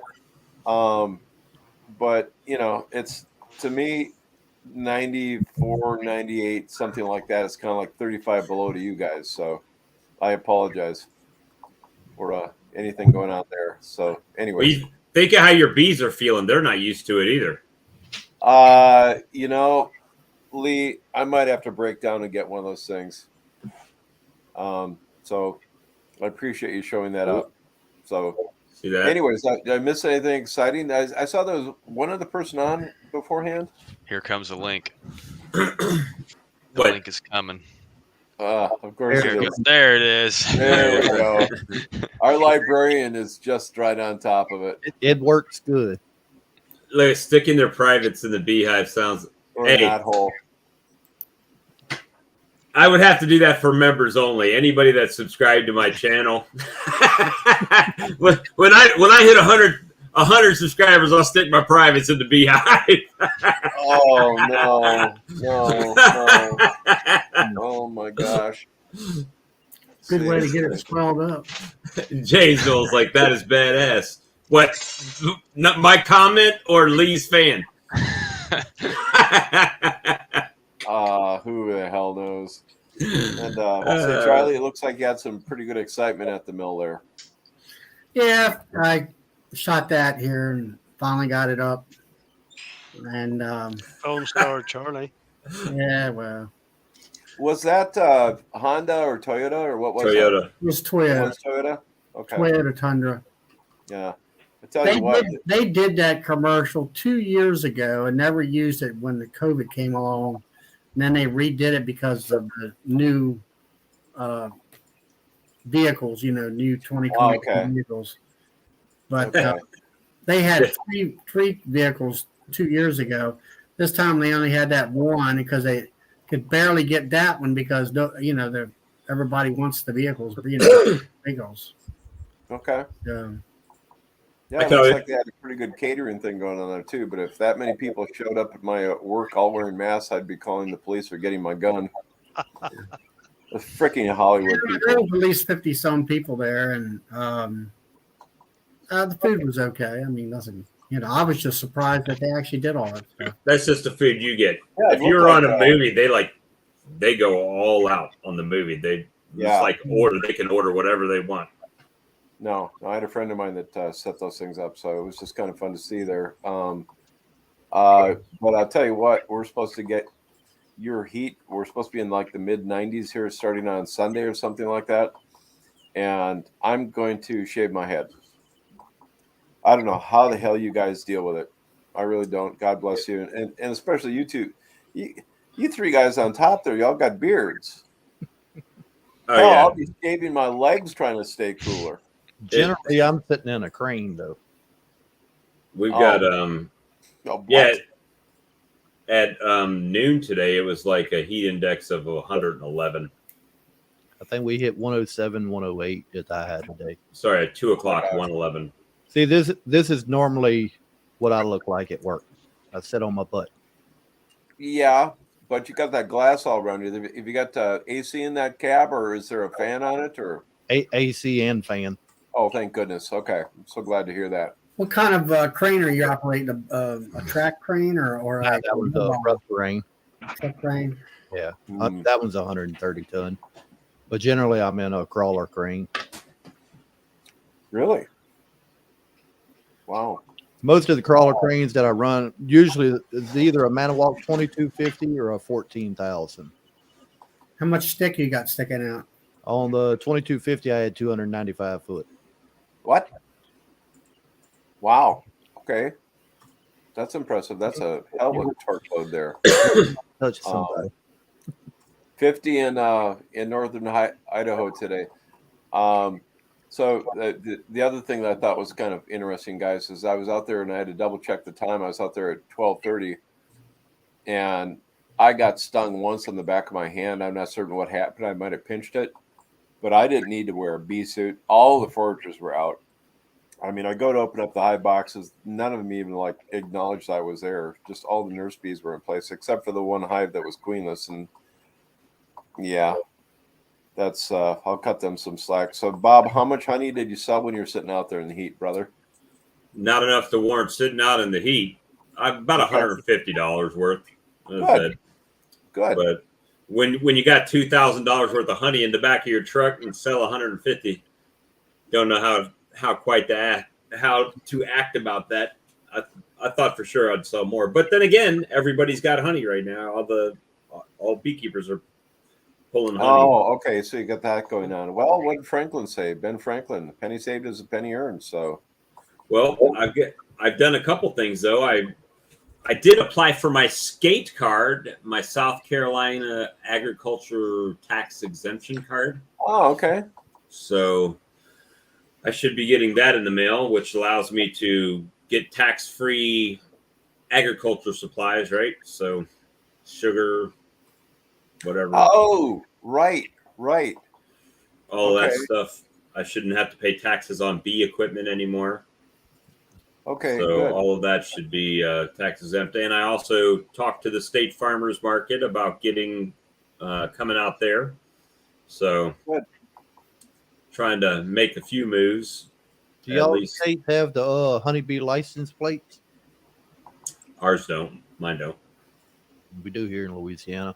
I think it's like $25 or $30 a year, and you can get a license plate with the honeybees on it. No Rich, kidding. Rich said Northern Idaho hit 50 today. Phil, what do you at? Who? Can I ask Bob to check his emails again? I sent a little link for Mike and Charlie to have a look at. Oh. Okay. Say, Phil, my email address is coonlakehoney@gmail.com. Pretty simple there. Dude, I haven't been able to. That email has not worked when I tried to do it. Was it not? Really? I'll drop it for everybody. Okay, that's bizarre. So, over what type of lumber are you sawing over there? What type of trees? Pine or? Is that me, Charlie? Yeah, you. Yeah, Spruce. yeah. Spruce. Okay. 95% spruce. And where does that come from? Local. All local. Oh, it is. Yeah. Excuse me. Wow. Yep. Yeah, it's been crazy hot. Matter of fact, South Carolina is typically hot. Matter of fact, our city logo is famously hot Columbia. And we had a record temperature that the highest temperature since 1958 yesterday. Really? Yep. Wow. Okay. It was humid yesterday here, but I mean, it was in the 90s or whatever. But today was a little bit better. Well, now how about rain, Charlie? I had a heavy downpour this morning, and we were talking, it's pretty much, the main honey flow is over with, and I'm just kind of waiting until next month. I'm not even going to get in my 10 framer, so I'm just going to let them ride till July, and then I'll start taking off honey sievers. I think I'm going to do it a little different this year, where I'll take off the top boxes that are the most full, and then do it in increments instead of trying to. I got 35 boxes out there right now. Okay. And I'll take them off, let's say 10 at a time or something like that. That way. After you pull your boxes and extract them, did you put them back on the hive for them to clean any honey residue up? No, I put them out on a board out here in the yard. Now where I put them out there, I don't know, 200 or 300 feet away. Yeah. And they fly over, clean it out within an hour, a couple hours. Them supers are clean. Now you don't find they tear the comb up some when they do that? That's a what little bit. Nah, maybe some, but not like a robber bee where it tears up to because you've extracted and cut all that out. They're just licking it more or less. Licking it dry. Normally, that's how I did it last year. I just put the boxes out there and let them get to it. This year, I put them back on the colony, so I don't know. I'll see how it works. But I put out some open feed the other day, literally, I don't know, Sunday, maybe when I was out and they weren't hitting it at all. Today they were destroying it. So I mean, it's like someone flipping the light switch on the flow, just shut it off. And that literally just happened to me this morning. I went out there at about 7 a.m. and all my supers were stacked up there, and the bees have been ignoring them up there for 3 weeks. And all of a sudden this morning they just tore into them. And they were empty supers or what? Yeah, they were supers that I had extracted like 4 weeks ago. Okay. And I just had them on a big. I usually put them on my 28-foot pontoon boat, but I had them on a swing. I'm just sitting there on the patio, and I mean they were just buzzing. But it was, Bob, it was like a switch turned on. All of a sudden they're just tearing into those things and going pretty heavy into it. So well, that's what happened to me Saturday. I was going through the hives, and of course, you're pulling the supers off the top to get into the brood chamber.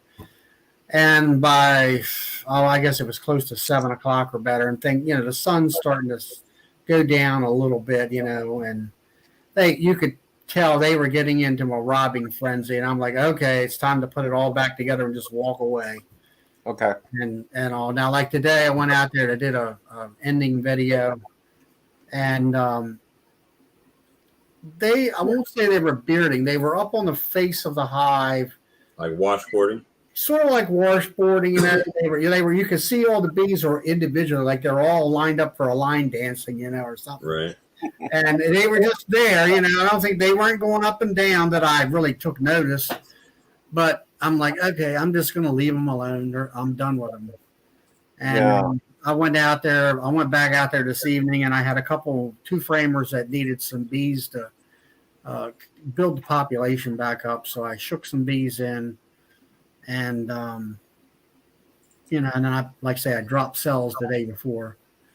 Okay. So, and I got some of the stuff that's been populated for 4 or 5 days is really nice. And it's got brood in there. So it should, once that brood hatches, it should be a well-generated, little nuke. Nice, Lisa. Yeah.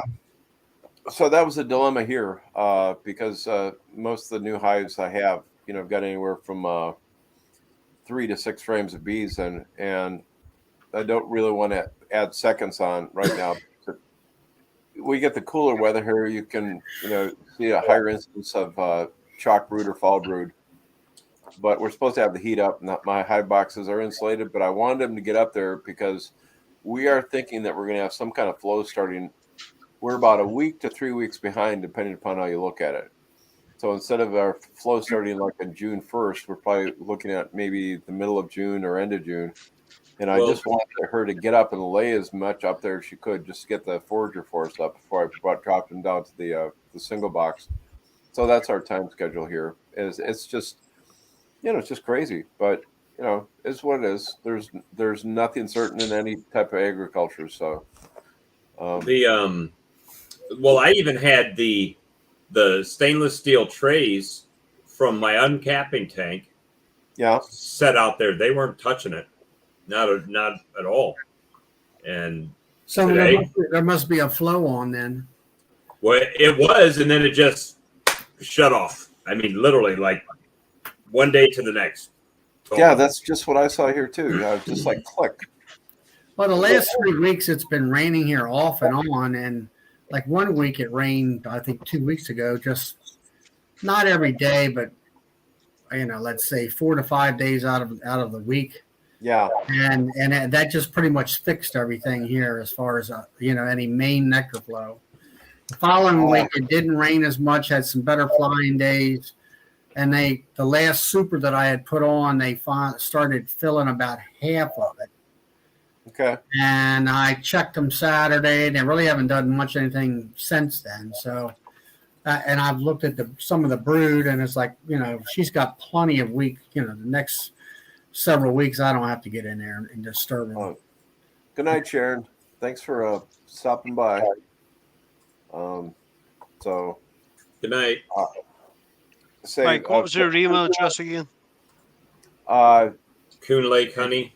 Yeah, it should be Coon Lake Honey. I believe that's what it is. What's Well, your? At I sent you another email. I sent you another one. So your it's what is Minnesota Beekeeper is your channel name? Yeah. Mike, a Minnesota Beekeeper. Yeah, Mike, it should be Coon Lake Honey. It might even be Coon Lake Beach Honey, but I apologize. Otherwise, there's another one you're guaranteed to get me at, and it's contiguous. It's Forest Lake Productions. Just contiguous, Forest Lake Productions at gmail.com. Well, Mike, if you don't know your email, how are we supposed to know it? Yeah. I know. Honestly, I'm so bloody. I never use the other one. It's on the honey jars. Well, it's like whenever anybody asks me for my phone number, I have to think of. I don't never call myself. So I mean, I don't did you get the one I sent you there? No. I'm going to my Gmail. I haven't gotten the emails either.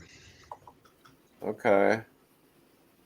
Just gonna go on here and just check my Gmail. I haven't heard my phone go off, so I don't know. I sent one that said test. Yeah. Okay. Add your other account. I'm not going to screw on this right now. I'm sorry, guys. We got you. Yeah, I apologize. Just drop Mike's link in the comments. I'm going to put I sent it to the Bobster, so I thought that was the best option. Drop William, Charlie. There we go. Yeah, I got it, Bob. From all right, cool. So it says, "Hey, this is Bob," and right back, "Who the hell is Bob?" That's pretty much it. Yeah, and you know something? I'm just going to send you my phone number here too. So we'll just do that one. Yeah. So apparently that's the right email address. Yeah, coonlakehoney at gmail.com. I tell you what, this heat has me pretty much not wanting to do much of anything. Just I don't know if that's having everybody. to go out there and lift heavy boxes in the heat. I mean, it ain't fun, but we know it's got to get done. Yeah. Well, and the irony, for me at least, was that because all the foragers are out, I sure didn't have to do that. I didn't even need a veil on, So, right. In fact, I actually literally didn't need to smoke the bees at all. Yeah, it's usually I don't hardly have to use smoke at all for the most part. Well, I think, Bob, in this instance, for me, it had more to do with what time it was. I think the foragers were all out and just running there. So now, you know what? I put my fume board on, and on a deep box, it seemed like my fume board would only push them down to about maybe this far from the bottom of the frame. They wouldn't all leave the box. Do you think it's just because I didn't maybe leave it on there long enough, or do you think what are you using? Fume board with the like honeybee gun? Okay, is that the stuff that smells like almonds? Yeah. I've never had any problem with that, but I try to do a big circular pattern so it goes all over the doggone place.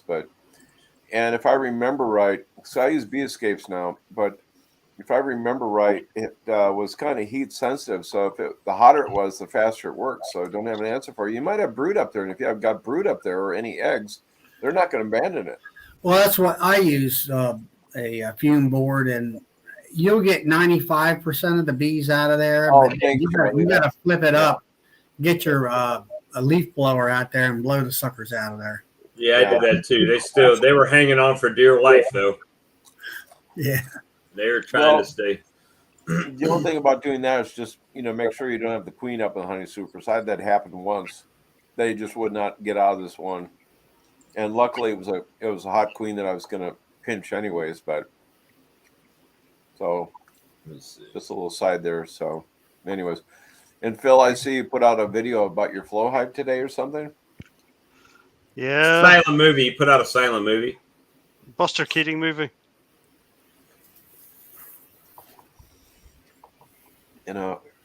I just don't know how I can handle him talking all the time. He's quite chatty. Yeah. I'm trying to figure out your bloody email. Never mind. Videos. It's coon with a C, like a raccoon. COON. Lake, LAKE, honey. At email. Gmail. Gmail.com. Can somebody spell honey for him? FLOW. It's as well you're Flow 4,000 miles away, Mike. What? You guys are great. Frank says, Charlie, what are the little boxes on top of your bee boxes in the pictures behind you? They are covering up the juice jars that are feeding the bees. And then if you look at them, they have like little ear. Well, that'll be coming out on a video. They have these little ears down. You got side edges.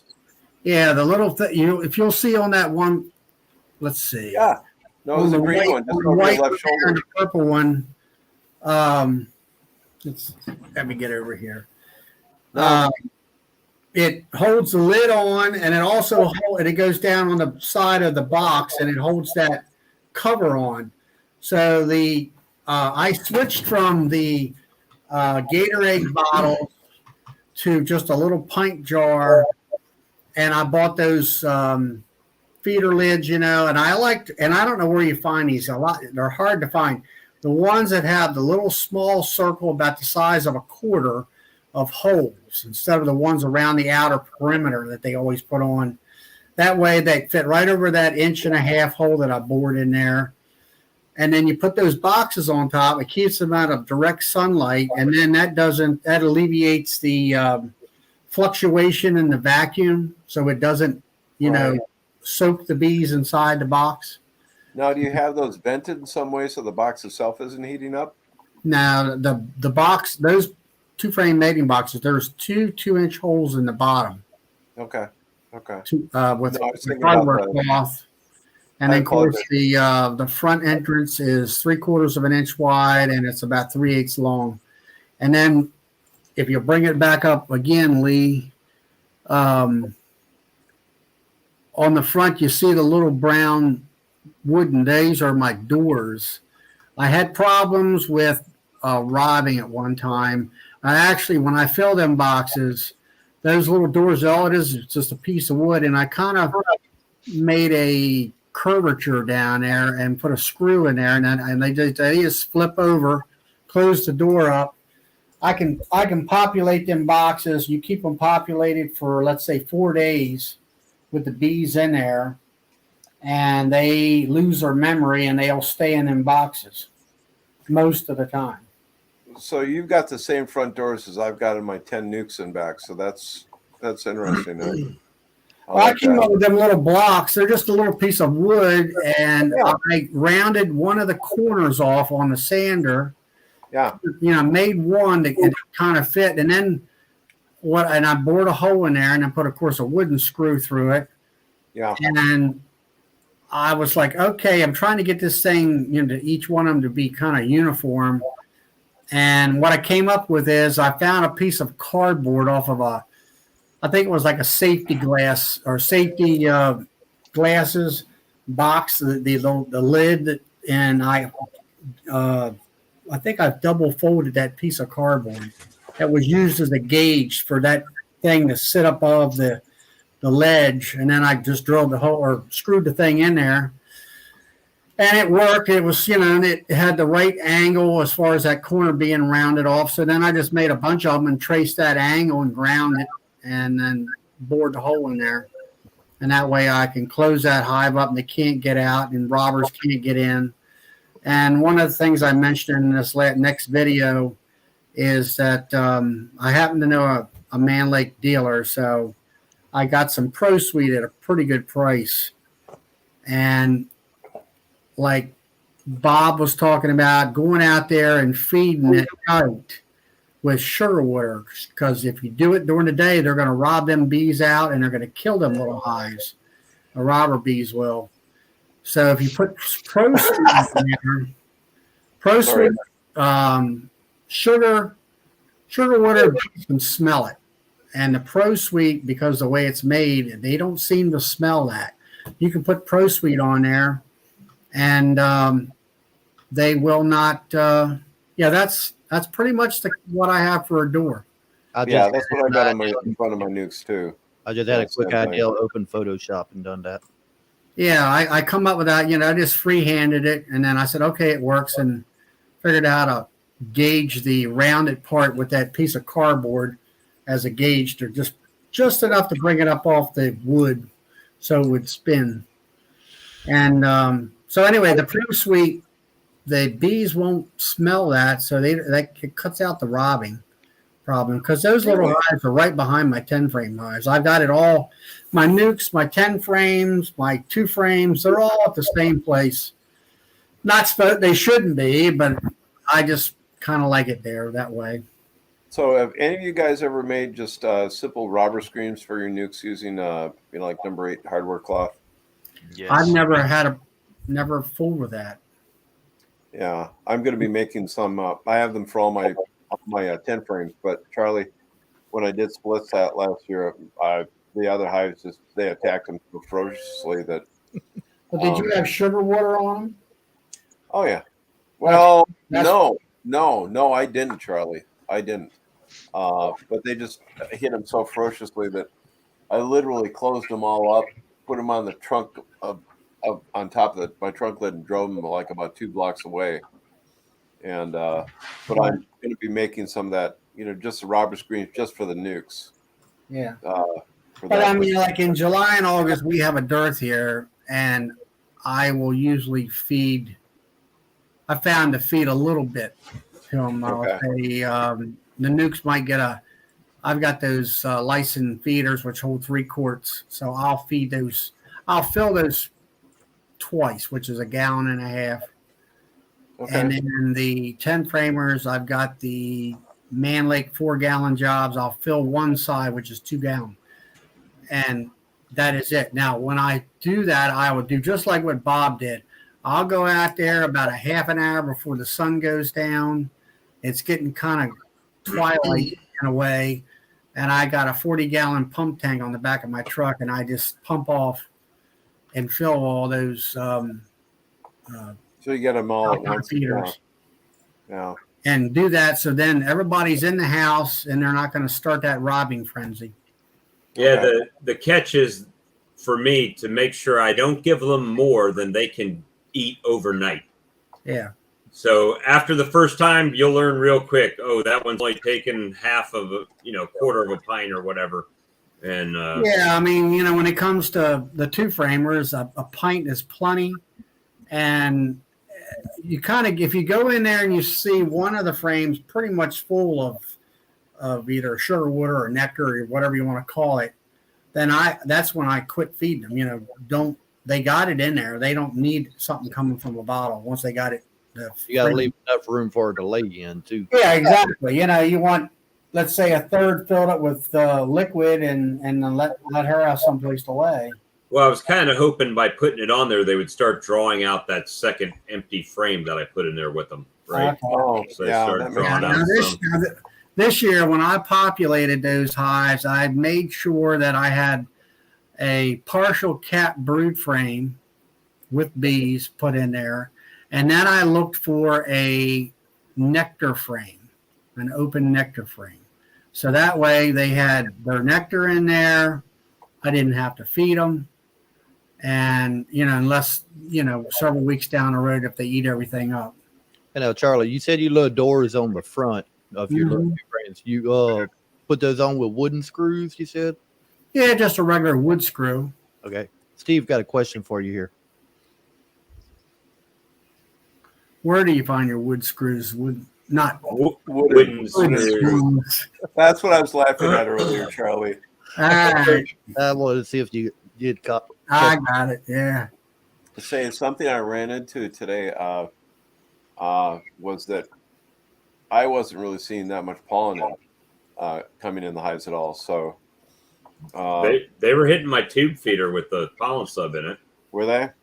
See, and I'm trying to build mine up. So, anyways, I want to thank Charlie again here for the idea of putting the pollen sub in the caulk gun. I got my pastry bags, but I'm going to do the same bloody thing you were talking about. I'm going to be laying it across the frame tops. So thank you for that tip there, Charlie. I'm just going to do pastry bags because it's just easier for me. Yeah. But thank you very much for that. And gentlemen, I'm going to take off here. So are we. It's time. Yeah. Okay, before you go, okay. Bob, I sent you a link. Can you show it up for Charlie and Mike there? I got Yeah. the link that you sent. I'm not going to bring up my phone here right now, Phil. Let's see. No, I'll put it on the screen. If Bob can put it up, that'll be brilliant. All right, hold on. Okay. I got to share my screen. Share. Screen share. This is our small facility. I was wondering if you were going to do that, Phil. Does it have sound to it? It might do. I'm not sure. All right, hold on. Let me redo this then. Well, if it's a video from Phil, we know it might have some sound, but no narration, so we're good to go. All right, so God bless you. Share. A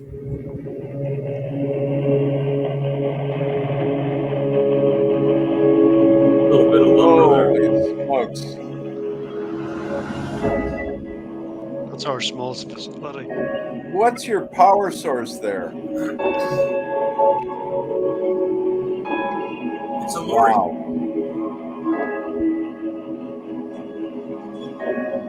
Yeah. You're kind of figured it was going to be big there, Phil, but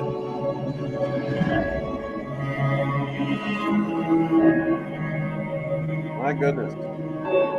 So if I move to Ireland, can I get a job at the lumber mill? Sure. Look at all that.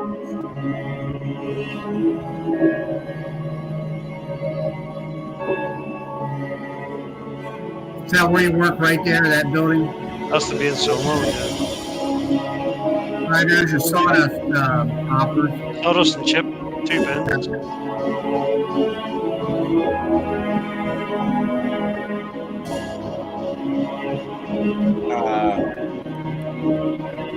Eugene says that they have solar and windmills for their power.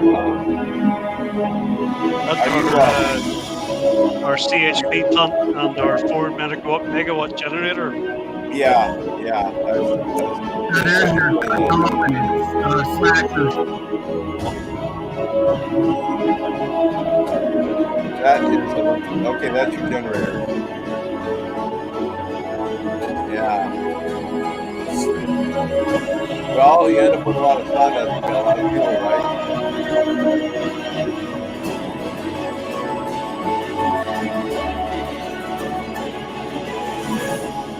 Well, thanks for sharing that. So we cover about 70 acres. Oh, is that big? Holy Yeah. Toledo. We do everything you can think of. That's where Phil takes his naps. We're one of the biggest Matt, domos in the UK. What's your diameter of your log? About 12 to 16 inches, maybe? Our main sawmill does 15 to 30. That big, huh? Yeah. Because I mean, usually you guys want to you kind of grade them logs by Oh, sorry. size. Our main sawmill is 15 to 60 centimeters. 60. Okay, that's what in inches. About, 2.5 centimeters to an inch. yeah, but I know So it's that. about 30 inches if it's 60 centimeters. Okay. Yeah, because most of them mills, like you were talking about, where you're on that one track going through there with the double-sided band and all that, usually they're, they kind of grade that log to they only want a certain size No, log. we don't do any grading at all. We optimize every log.